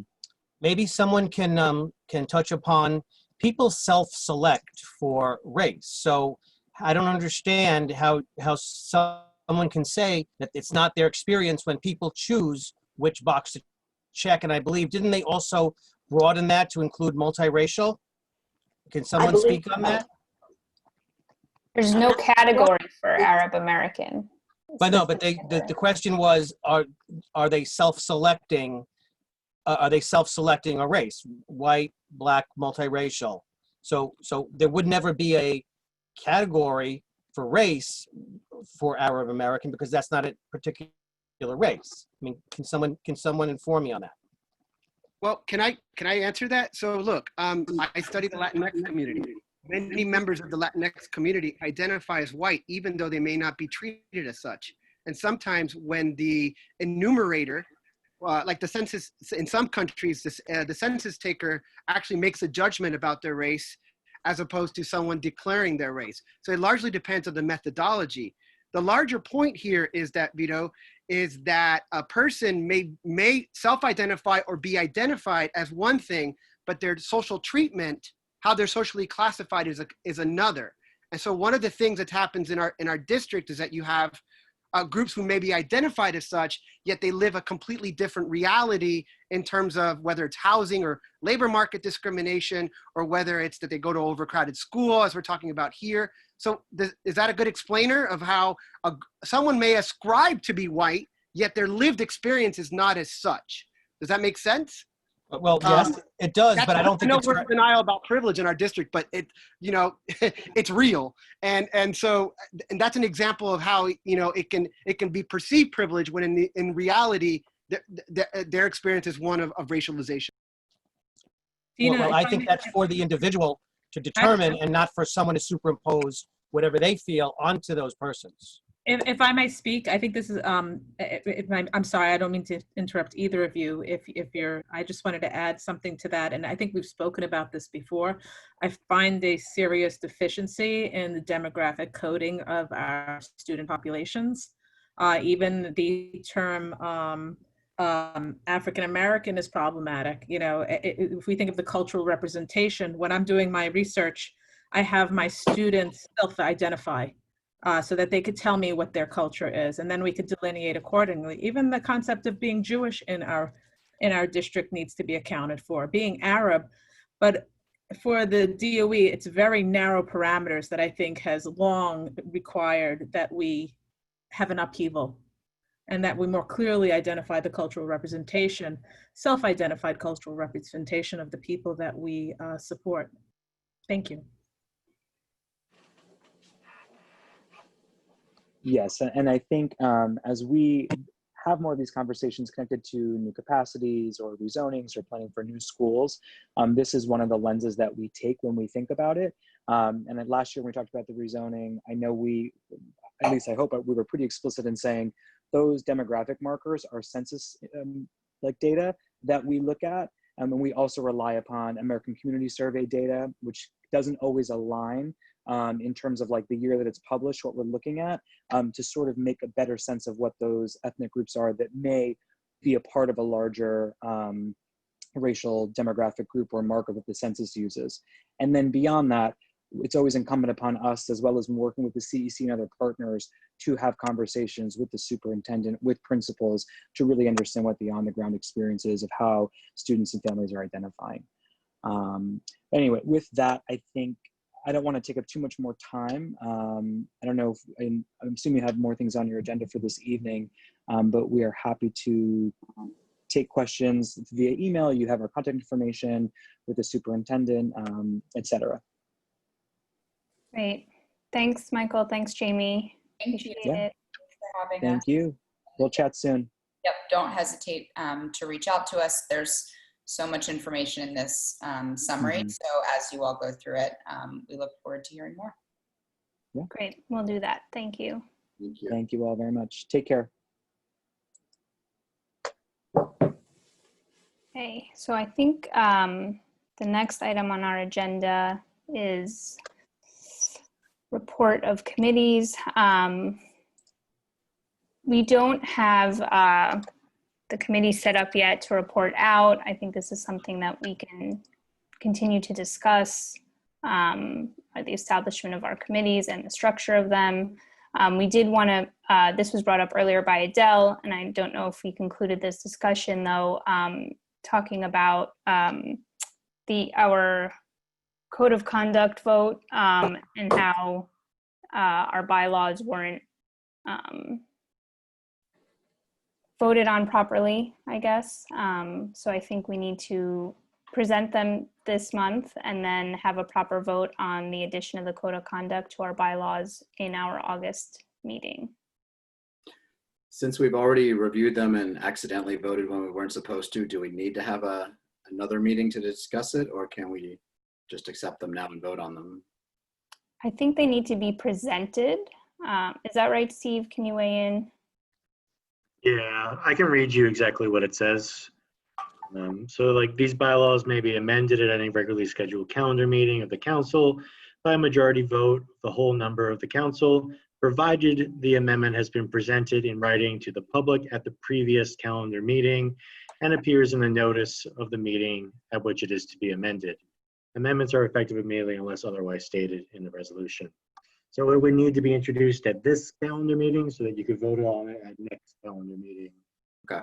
So it's like a technicality, but as far as process goes, this is the correct way to make sure it gets introduced. And they were introduced at your February calendar meeting, but then there wasn't really a March calendar meeting due to the COVID situation. So unfortunately, it just needs to be reintroduced and then discussed and voted on at the next one. How can they be presented to the public in written form? I'd send an email out. Oh, they are also on our website too. So the proposed bylaws are on the website? Mhm. Yes. Thank you. So is there anything that we need to do further right now in presenting them, or formally, or emailing them and then putting them on the website is good enough? I had an issue in light of the circumstances. I think I would like to open up discussion on some of the code of conduct. I think it's too vague and it just allows for too much interpretation, and it may actually be a violation of people's civil rights. So I think if I understand right, then the discussion would be opened up at the next calendar meeting. Is that right? Or it's opened up now? No, we would have to open it up at the next calendar meeting. I'm not prepared to vote to present them right now. I think they need to be discussed further in light of current, past circumstances. Okay. Do we need to make a motion? Yeah. Mm-hmm. Okay, so I'll make a motion to present them now. Does anyone second that? Second. Second. So we present them now publicly. We'll post them on the website. We'll email them out, and then we'll have a discussion at the next meeting. Just take a vote on presenting them. Okay. Does anyone? It doesn't need to be roll call, right, Steve? Oh, roll call. Okay. Okay, Natalia, can you roll call? I'm just sorry, it's Inga, just one question. So what does this mean, presentation? Are we going to show them here now and make sure we all agree that that's what we're going to vote on next meeting? Is that what that means? Presentation of bylaws? I mean, it's more like you're now presenting like these, like I'd post a link to the website in the chat, and I'd include that link as well in the email after this. But like once you're voted on, you could post that in here, and you're presenting it in writing to the public. If this was like an in-person meeting, you'd have it printed out and be able to give it to folks. Right. I guess just as a council member, I don't remember what they even look like. So, I mean, can we pull it up? Yeah, you could still, you'd be able to change them at the next meeting too. Like you can, yeah. I thought we can't change them Oh, once yeah, they're changed. you'd have to present exactly what it is. Yeah. So I mean, if you want to bring them up now and look at them, like you can have the conversation now. It's on the agenda. Can we do that? Yeah, because that's what I thought. I thought if we present them now, then we can't change them next meeting. Yeah, you have to change and then represent. Right. Yeah, thank you.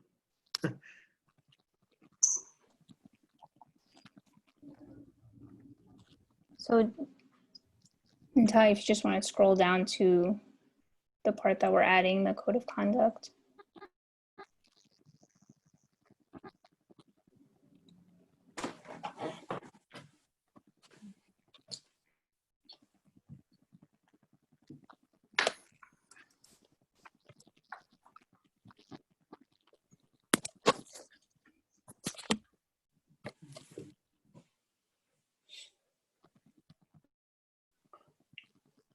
I'm confused. Shouldn't this be happening in executive session or committee? No, or- not bylaws. No. Okay. Oh, bylaw. Okay.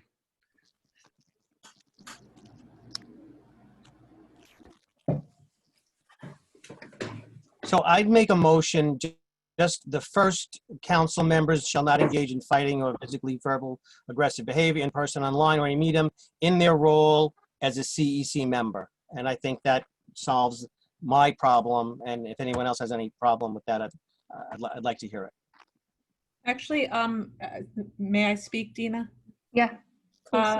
Steve, I know you were going to legal about this, and this was a question that I had. How far outside the realm or the auspices of the council are we holding our members accountable? And that was something I know you didn't have an answer to and legal was looking into. But are we entitled to hold members accountable for actions that's outside of their role as CEC? Legal hasn't gotten back to me. I mean, I think in your personal, yeah, I mean, when you're doing CEC business and being in meetings and conducting yourself in all the various ways that you interact with the parents and Department of Education, you can be held accountable to a degree on that. But individually, I would think it would be very difficult to do. Obviously, I've asked that question to legal and just haven't heard back. I do know they're looking into it, but the realm of what or how you can discipline another member is very limited, right? Legal will never get back to you on that because they do not want to take a position. So if we want to open this up to revision beyond what Vito just suggested, that one small revision, we want to table this and have a revision and then discuss it at the next meeting, then we'll present it and then vote it on the meeting after that. Are we suggesting a Google Doc and deliberation outside of the council?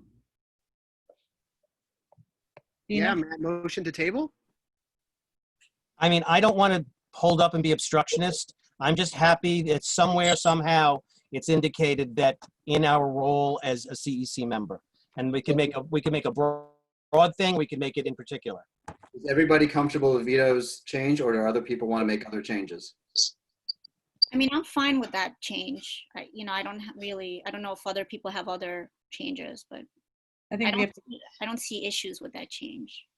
I don't either.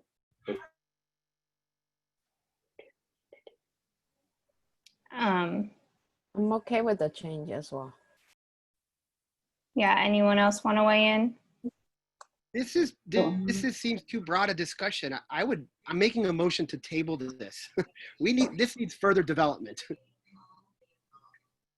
Anyone want a second?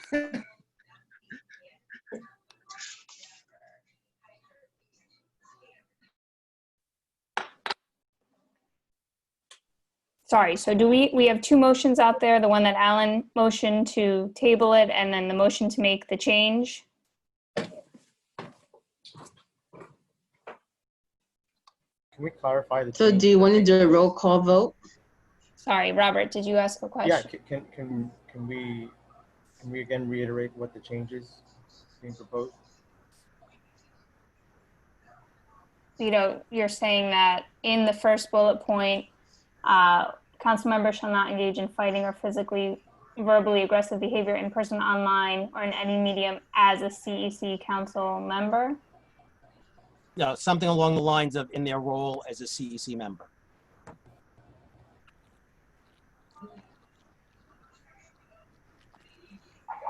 Well, it's kind of stated, council members.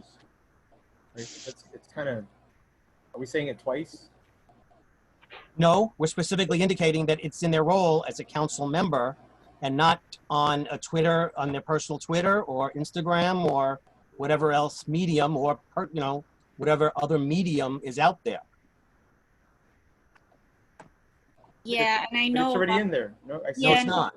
No. Robert, I'll just give an example. I guess I know like some of the parent forums that were held by the DOE recently. They had like a number of them, citywide, Brooklyn, Queens, whatnot. When council members spoke, they actually made clear that, yes, I'm a member of, CEC district, whatever, but I am here speaking as a parent and not as a council member. So I think it's kind of a similar clarification, I think, that I'm seeing Vito's asking for. Yeah. So, Talia, can you scroll down? What about larger community groups, like Facebook groups with 7,000 members? I don't understand how our names are not attached to our positions in these larger public spaces. We're held accountable by the platform to which we've been, we took that, that oath. However, we have problems with the way that CECs are arranged and undemocratic and all these things we've talked about. Are those platforms not public spaces to which we are attached to our positions here? I'm really, really confused here. I apologize. Because you're an idiot, that's why. I could take a stab at answering that if that's okay. Yeah, go ahead, Steve, sorry. Yeah, I mean, I think there is a distinction between conducting council business and like not conducting council business, just in the way that, council members are able to be involved in other political organizations or do other political work that necessarily wouldn't be aligned with the CEC. Obviously, if there was a conflict of interest, there would be a conflict of interest, but there is a difference between conducting yourself on the CEC and in CEC business and then what you do as an individual. Now, I think the council could have a discussion about, public forum and like what that is, but, I think it would be difficult to point out things that someone's doing if they weren't representing themselves as a CEC member at that time.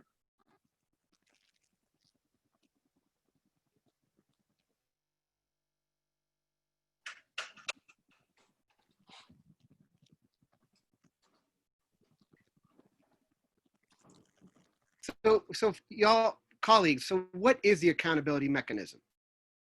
Like, are there not consequences to free speech when you have a position of authority or semi-elected in this case, whatever that was?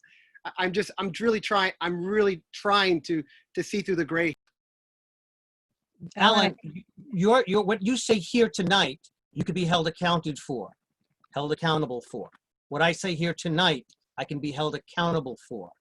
But what I say, or what anyone says in a private group or in another group or in a Facebook post or in some other venue is not under the purview of the state, the city, the DOE, the superintendent, the CEC, or anybody else.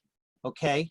Now, this is just a liability issue, because if, for example, any of those entities in their governmental, and we are a governmental agency, quasi, if any of those agencies attempted to interfere with a person's free speech, they're going to bring civil culpability to that organization. That's why the DOE will never respond to something like that, because they know that.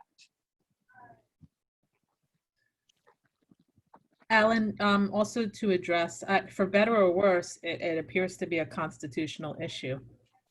And I'm not versed enough in constitutional issues to say, whether or not we like something, there's a protection afforded to people. And since it is outside the purviews of our council, it falls outside the mandates of us to police that activity. For better or worse. I know we can disagree with that. I don't know if this is a constitutional issue, and I just think that codes of conduct are put in place for people in elected positions, and that's why they exist. Our status is elevated in a sense. So this is why I'm not. So I think I've said what we need to say. Although okay, thank you all. Yes. So if I may chime in, I actually agree with Vito and agree with Alan. I think that if you say something let's say, for example, in your own personal Twitter feed or on your own personal Facebook page. It's your Facebook page, it's your Twitter feed, it's your Instagram. You should have, and we are protected to say what we want to say.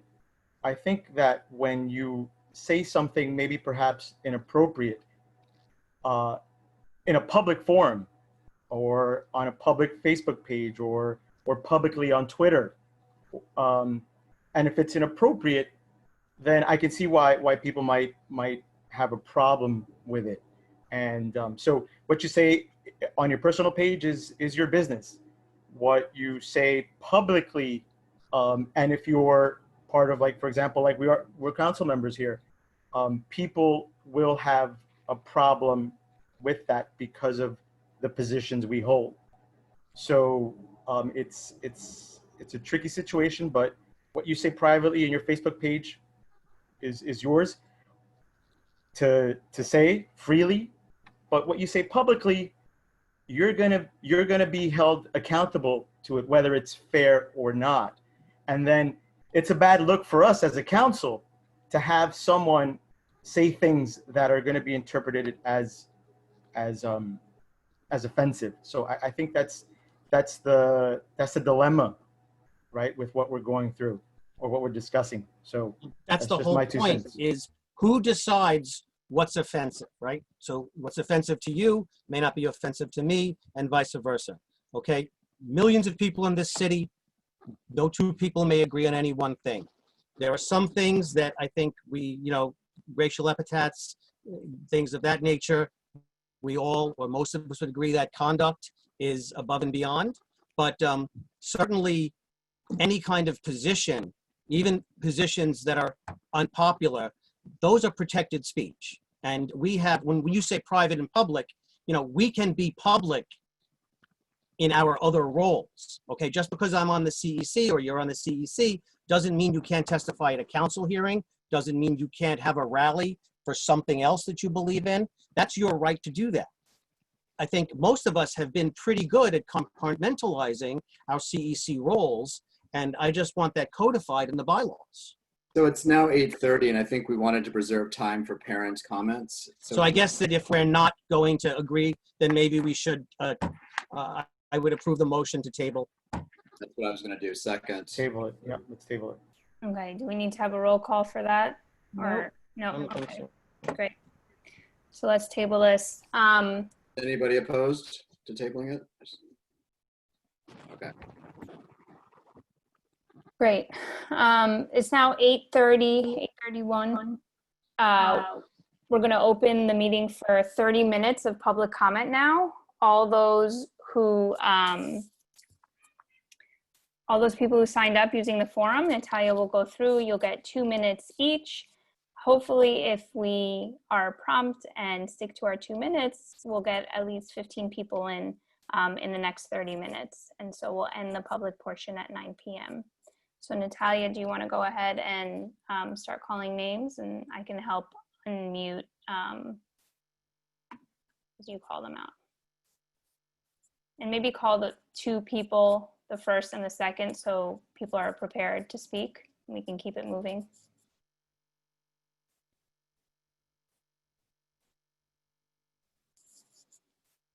You're muted yourself though, so don't forget to unmute.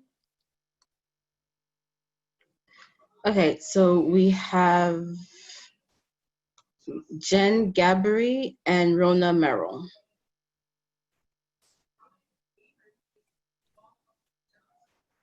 Start with Jen.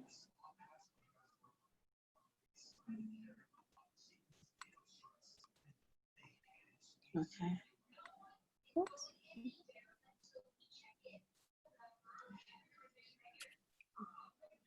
She's still muted. Yep. Okay, here we go. Great, thank you. We were both pushing unmute at the same time. We're working at cross purposes, I think, to unmute.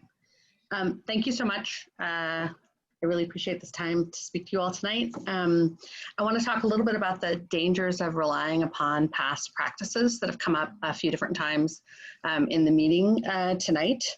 I was thinking about and looking at the data that was presented as I have at past meetings. And as I've raised a couple times before here previously, it was helpful to have this data to think about how there are 1,500 to 1,600 pre-K parents that are part of District 20, but are not going to be surveyed and are not. I noticed that Superintendent Constantino did not count pre-K parents in her description, right, of the students in the district. There are multiple DOE centers that are pre-K centers, in addition to the community, right, to the ones that are in community organizations. And among the different problems that happen here within the council are relying upon past practices. There's no reason why you can't reach out to inform parents about this meeting, participation in it, and surveys like it by email. There's just no reason not to do that. And what it ends up feeling like is just a series of exclusions that are based upon bad past practices. Bad past practices are not considering things like, should we look to diversify API data? Should we think about how best to represent Arab and Middle Eastern immigrants into our community? Should the superintendent not deflect on that issue, but respond back to the DOE that they need to do better given the importance of that, right, within our district? Civility is a tool, it's a weapon. It's a weapon that is used in a lot of different kinds of circumstances to suppress things. It is used to suppress conversation. Anger is legitimate. Anger is legitimate, especially around issues of exclusion. I am really struck by the fact that, like, at participation a couple of town meetings ago, a few of us read out testimonies by parents who felt they could not raise their voices because they would be retaliated against. And then to turn around and hear in the last two meetings the word retaliation used and bullying used to talk about people who are speaking out, including reading testimonies of people who have been excluded or feel excluded, and who themselves have had histories of retaliation. And some of that histories of retaliation was things that were being discussed when the Facebook page was torn down. For Thank you, Jen. I'm sorry, it's been 2 minutes. That's okay. Thank you so much. You. And Natalia, we have Rona next. Did you unmute her? Not. There she is.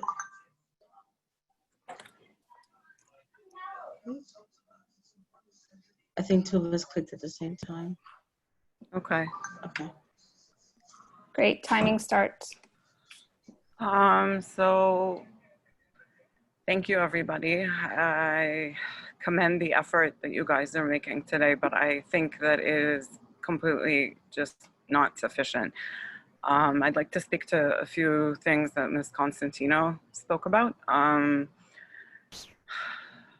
As somebody that's been attending these meetings for a very long time, I'd like to bring up a meeting that happened in September 2019. It was concerning the new school that is opening up on 3rd Avenue. At that meeting was a joint meeting with District 15, where equity was just completely shot down by everybody on the CEC almost that was present, especially Ms. Constantino.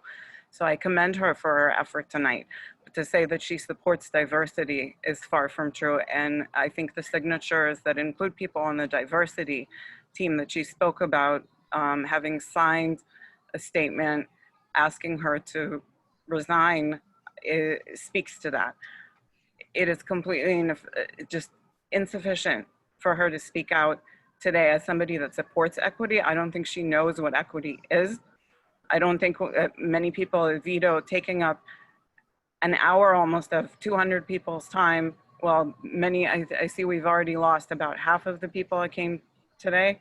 I went to that meeting in September to speak about PSIS 30, having 330 kids, most of them immigrants, in a building that is unsafe and just in a converted apartment building that is deteriorating. She promised me at that meeting that a plot would be found. Nothing has happened. There has to be honesty, there have to be consequences, and there is a lot of learning that needs to be done in this district. And what I suggest happens, which others have called for as well is that the CEC do us all a favor, disband itself, ask the superintendent. Thank you, Rona. Time is up.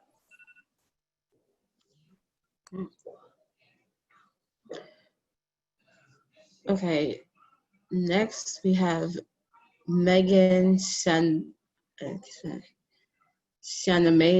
Adala and Rachel.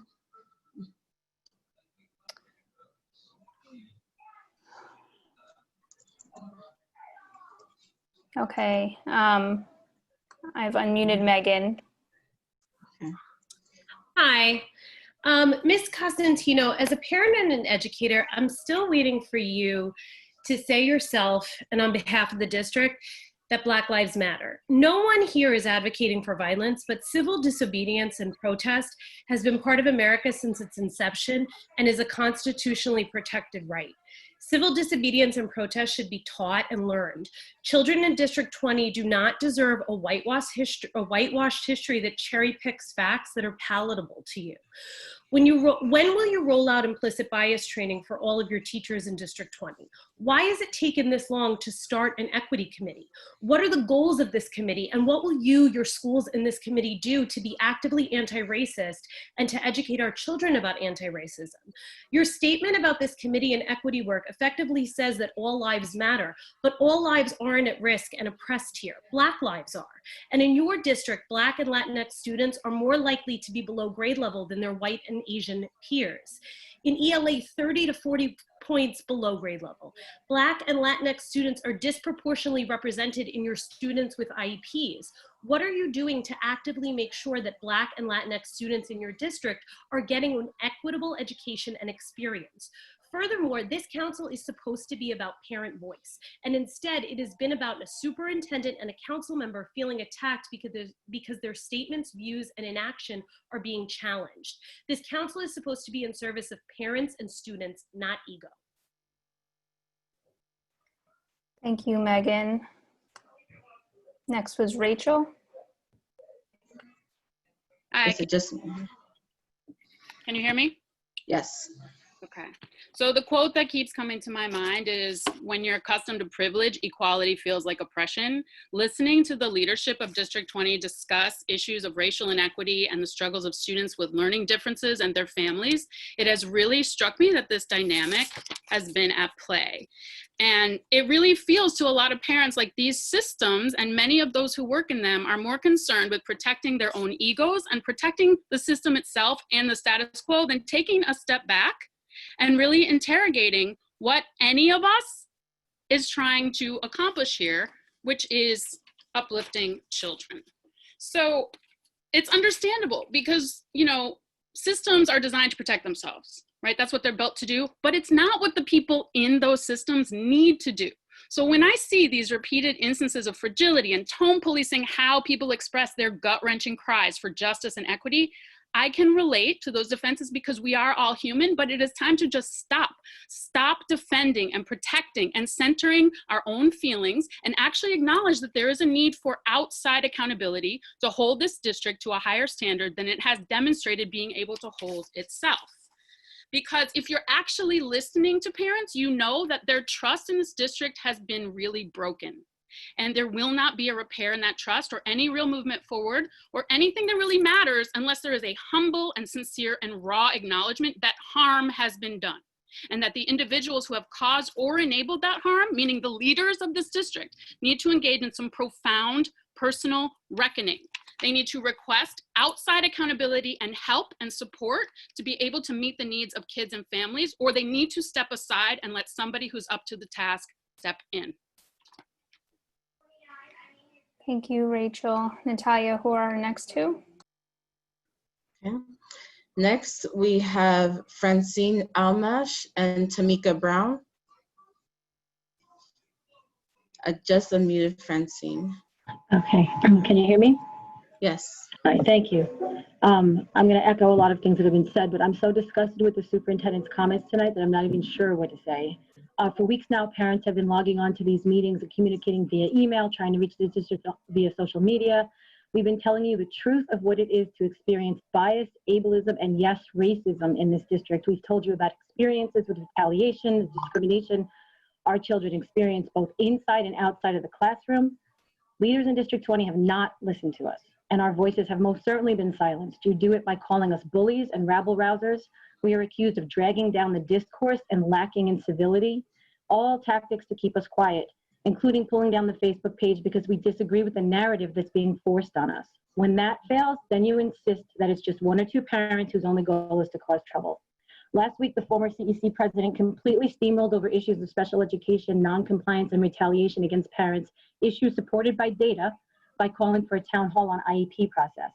Our issues deserve to be heard whenever we bring them to the table, not just when you decide to hear them. And this council should be amplifying our voices and representing our issues, not rewriting them into something else. Tonight, it was the absurdity of hearing that, implying that we advocate for violence and law breaking. We're advocating for justice and for our kids to have the critical thinking skills to know when the system is unjust and needs to be changed. The only thing you've made clear in this is that this district will continue to turn its back on us. This council does not advocate or even acknowledge parents that disagree with them.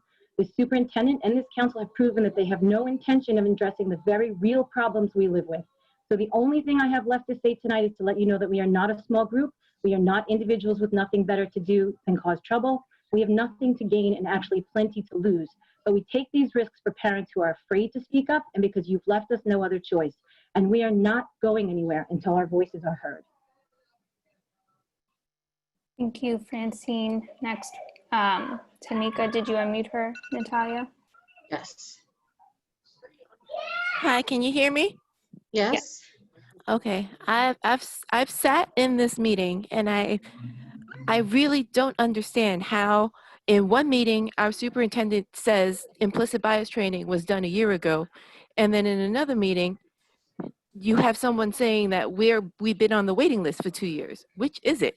I mean, this letter came out because we're trying to get the superintendent to be accountable for the stuff that's going on in this district. And, you know, now we got all kinds of mixed signals going on here and there. So please, like, can we have some honesty? Thank you. Thank you, Tamika and Natalia. Who are our next two speakers? Okay, next we have Paulette Healy and Sin Vaka. Okay, I can unmute Paulette. I muted her. Oh, okay. Oh. Sorry, won't do it. Hi, can you hear me? Yes. Okay, thank you for having me. I think this equity forum is quite interesting, and I'm going to say it out loud right now that I am volunteering to be on this equity forum because I do know you, Mrs. Constantino. We've worked on DLT for years. You wrote me a recommendation when I applied for something at the DOE. So I am very comfortable by saying that I do know you, and we need you to be more in touch with this district, especially with the parents who have been advocating for special education reform in this district for over a decade. We had district planning come on, and Jamie, Michael, wonderful to see you guys. But a year ago this time, we were talking about how we could include D75 into that new building at 59th Street. And with all of the new properties that we have on the docket to be open, hopefully post-COVID, not only are we going to engage the D75 superintendent, but the D75 council and the D75 parents in this district as well. And I would love to lead that charge as part of your equity forum because I think it's been high time that they get their seat at the table. Thank you so much. Thank you, Paulette. Natalia, did you unmute our next speaker? Yes, I did. Sin Vaka. Good evening. Thank you for letting me speak. Superintendent Constantino, we also met last year regarding one of the schools and bias training for principals and administrators in your district.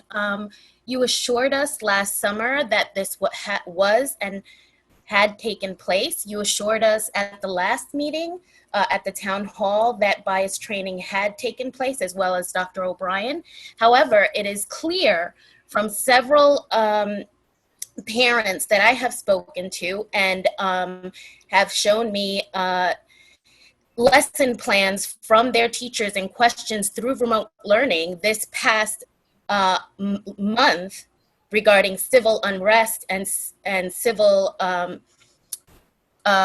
disobedience, that training was not given to teachers and staffs. And if these lessons were approved by principals and assistant principals, then they themselves need a refresher course in the bias training that you have said to have provided them.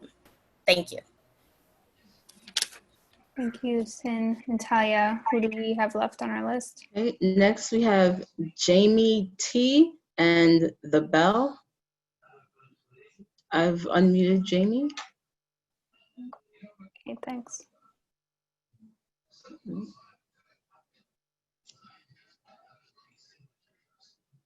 Jamie, can you speak? Okay. Hi, can you hear me? Yes. Yes. So I just want to bring to the table, I know that we're entertaining this hybrid idea of students, our children going in some days and some days not. And if we're over capacity, I really don't feel that's a good idea or safe idea for our children, and risking their lives, teachers, the janitors. And if we're really going to push this, we should look out for us parents who work full time and will have to plead to our jobs to accommodate us on this crazy idea. If we can look into supporting after school programs or other support programs for parents in these situations. That's all. Thank you, Jamie. Did you unmute our next speaker, Natalia? Let's see if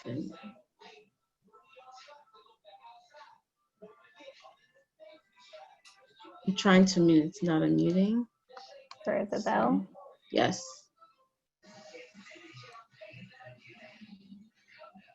Okay, maybe we can come back to that speaker. Is there anyone left on the list? Okay. Have Ariel Bond and Simon Lee.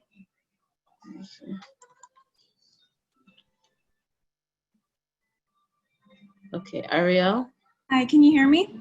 Yes. Okay, so I guess I just want to know on a broader level what the purpose of this committee is, because I thought it was supposed to be a parent forum to hear and represent the voices of parents, but week after week we've been coming and participating, listening to either committee members or DOE staff pat themselves on the back about how great our schools are in D20. We get to the parent comments, it's a litany of complaints, frustrations, valid concerns, and it's like two alternate realities that we're operating in. It does not seem like the DOE or members of the committee are hearing the valid concerns and complaints about the experiences of families in D20 when it comes to IEP noncompliance and racism. And I'm speaking not only as a parent in D20, but also as a social worker that works with families of children with disabilities. And I was so horrified to hear last week that concerns about IEP noncompliance can be solved with some sort of town hall meeting, and basically the blame put right back on parents that they don't understand the IEP process. That is not the issue. They understand the process very well. They are not being given legally mandated services. And we can say, oh, it's a problem in the whole city, not just D20. We're not talking about the whole city. We're talking about D20. That is our district. And I really would like to hear a concrete plan from someone on the DOE about what is being done to address this. Thank you. Thank you, Ariel. Who is next, Natalia? Okay, next we have Simon Lee. I'm still.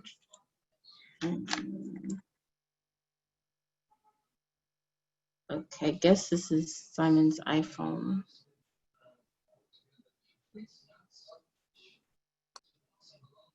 Okay. Hello, can you hear me? Yes. Yeah. I'm very sad. I'm very sad when I hear people say that, you know, only Black Lives Matters. That's the only speech we can say, you know.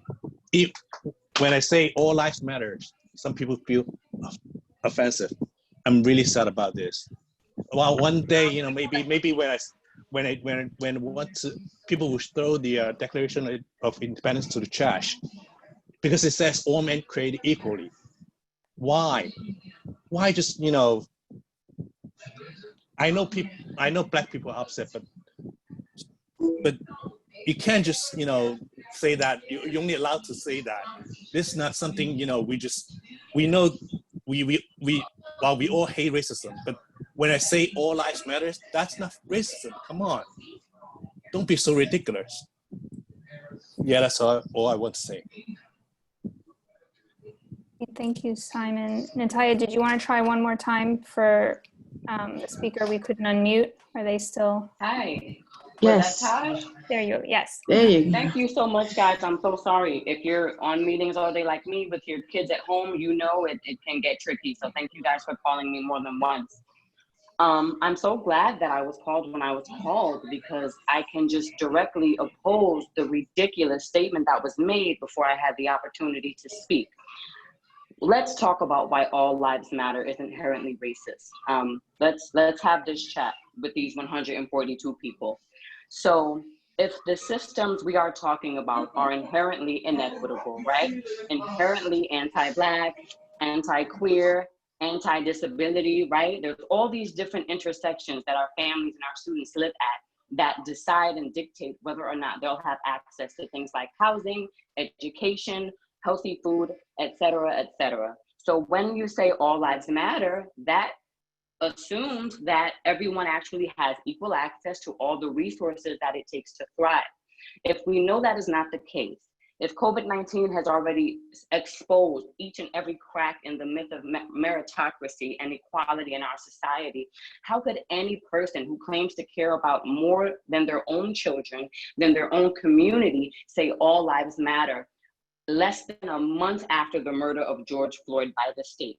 Let's have a conversation if we're going to have a conversation. Put the niceties down, stop trying not to hurt people's feelings, stop interrupting the people on the right side of history, but allowing the people who are perpetuating racist systems to talk and talk and talk. And let's get to the crux of some of these issues. Yes, all lives matter is racist because systemically and structurally, all lives do not matter. If they did, we would not be seeing the same disproportionalities in your district and my district and every other district. It's the Latinx students who are suffering. It's the multilingual learners who are suffering. It's the disabled students who are suffering. And the indigenous and the queer students, they're invisible. Why is that? It's certainly not because all lives matter. So please don't get on here with Black parents who are dealing with COVID disproportionately and structural. Thank you. Time's up. Natalia, did we have any other speakers sign up? No, that's it. Okay. That brings us close to 9 p.m. We're closing the public comment section of our meeting. Thank you so much for all those who commented. Want to just put out a reminder that you can always send comments and questions to our CEC 20 email as well. So if you did have something to say and you didn't get a chance, please use our email and let us know. I think that concludes everything on our agenda. I was going to make a motion for us to move to executive session. And I don't know, Steve, does that happen? Do we adjourn and make the motion, or do we? You adjourn after. Okay. Second. Great. Do we just say all those in favor? I need to specify who you'll invite in and yes, the reason for the executive session. Thanks, Steve. We're inviting the CEC 20 council members to the executive session to discuss superintendent evaluation as well as personnel matters related to our council members. Do we want to invite Steve to this discussion? Oh, yes, we can invite Steve as well. Thank you. So, all in favor? Yes. Okay. Great. Natalia, do you want to put us in a breakout room, or do you want to leave this meeting and send us a new link? It'll probably be easy to just do a breakout room. Okay.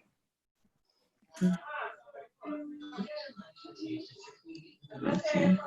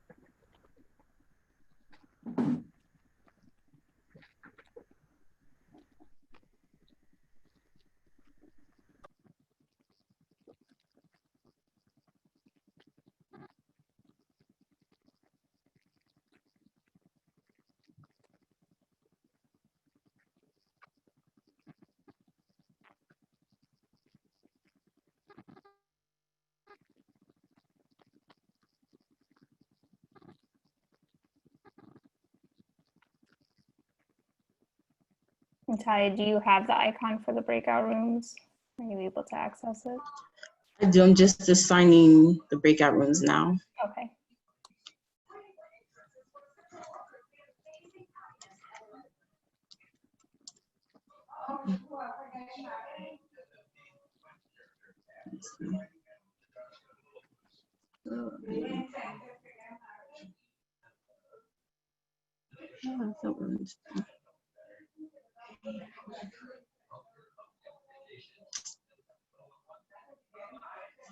I think I pressed the wrong button.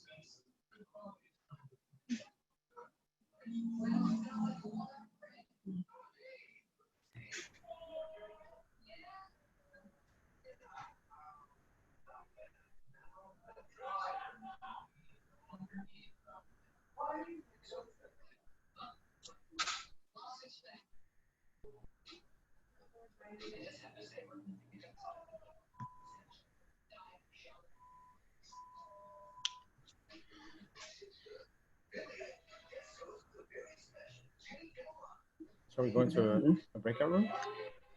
Yeah, I think I pressed the wrong button and it's about to close. So I'm gonna have to do it again. So are you sending another link? Well, this way was so I wouldn't have to send another link. I might though.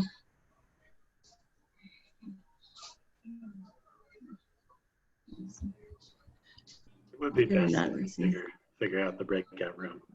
What? Yeah. What happened? No! Sorry. Chaos at my house right now. We're back to the main room and we're recording again.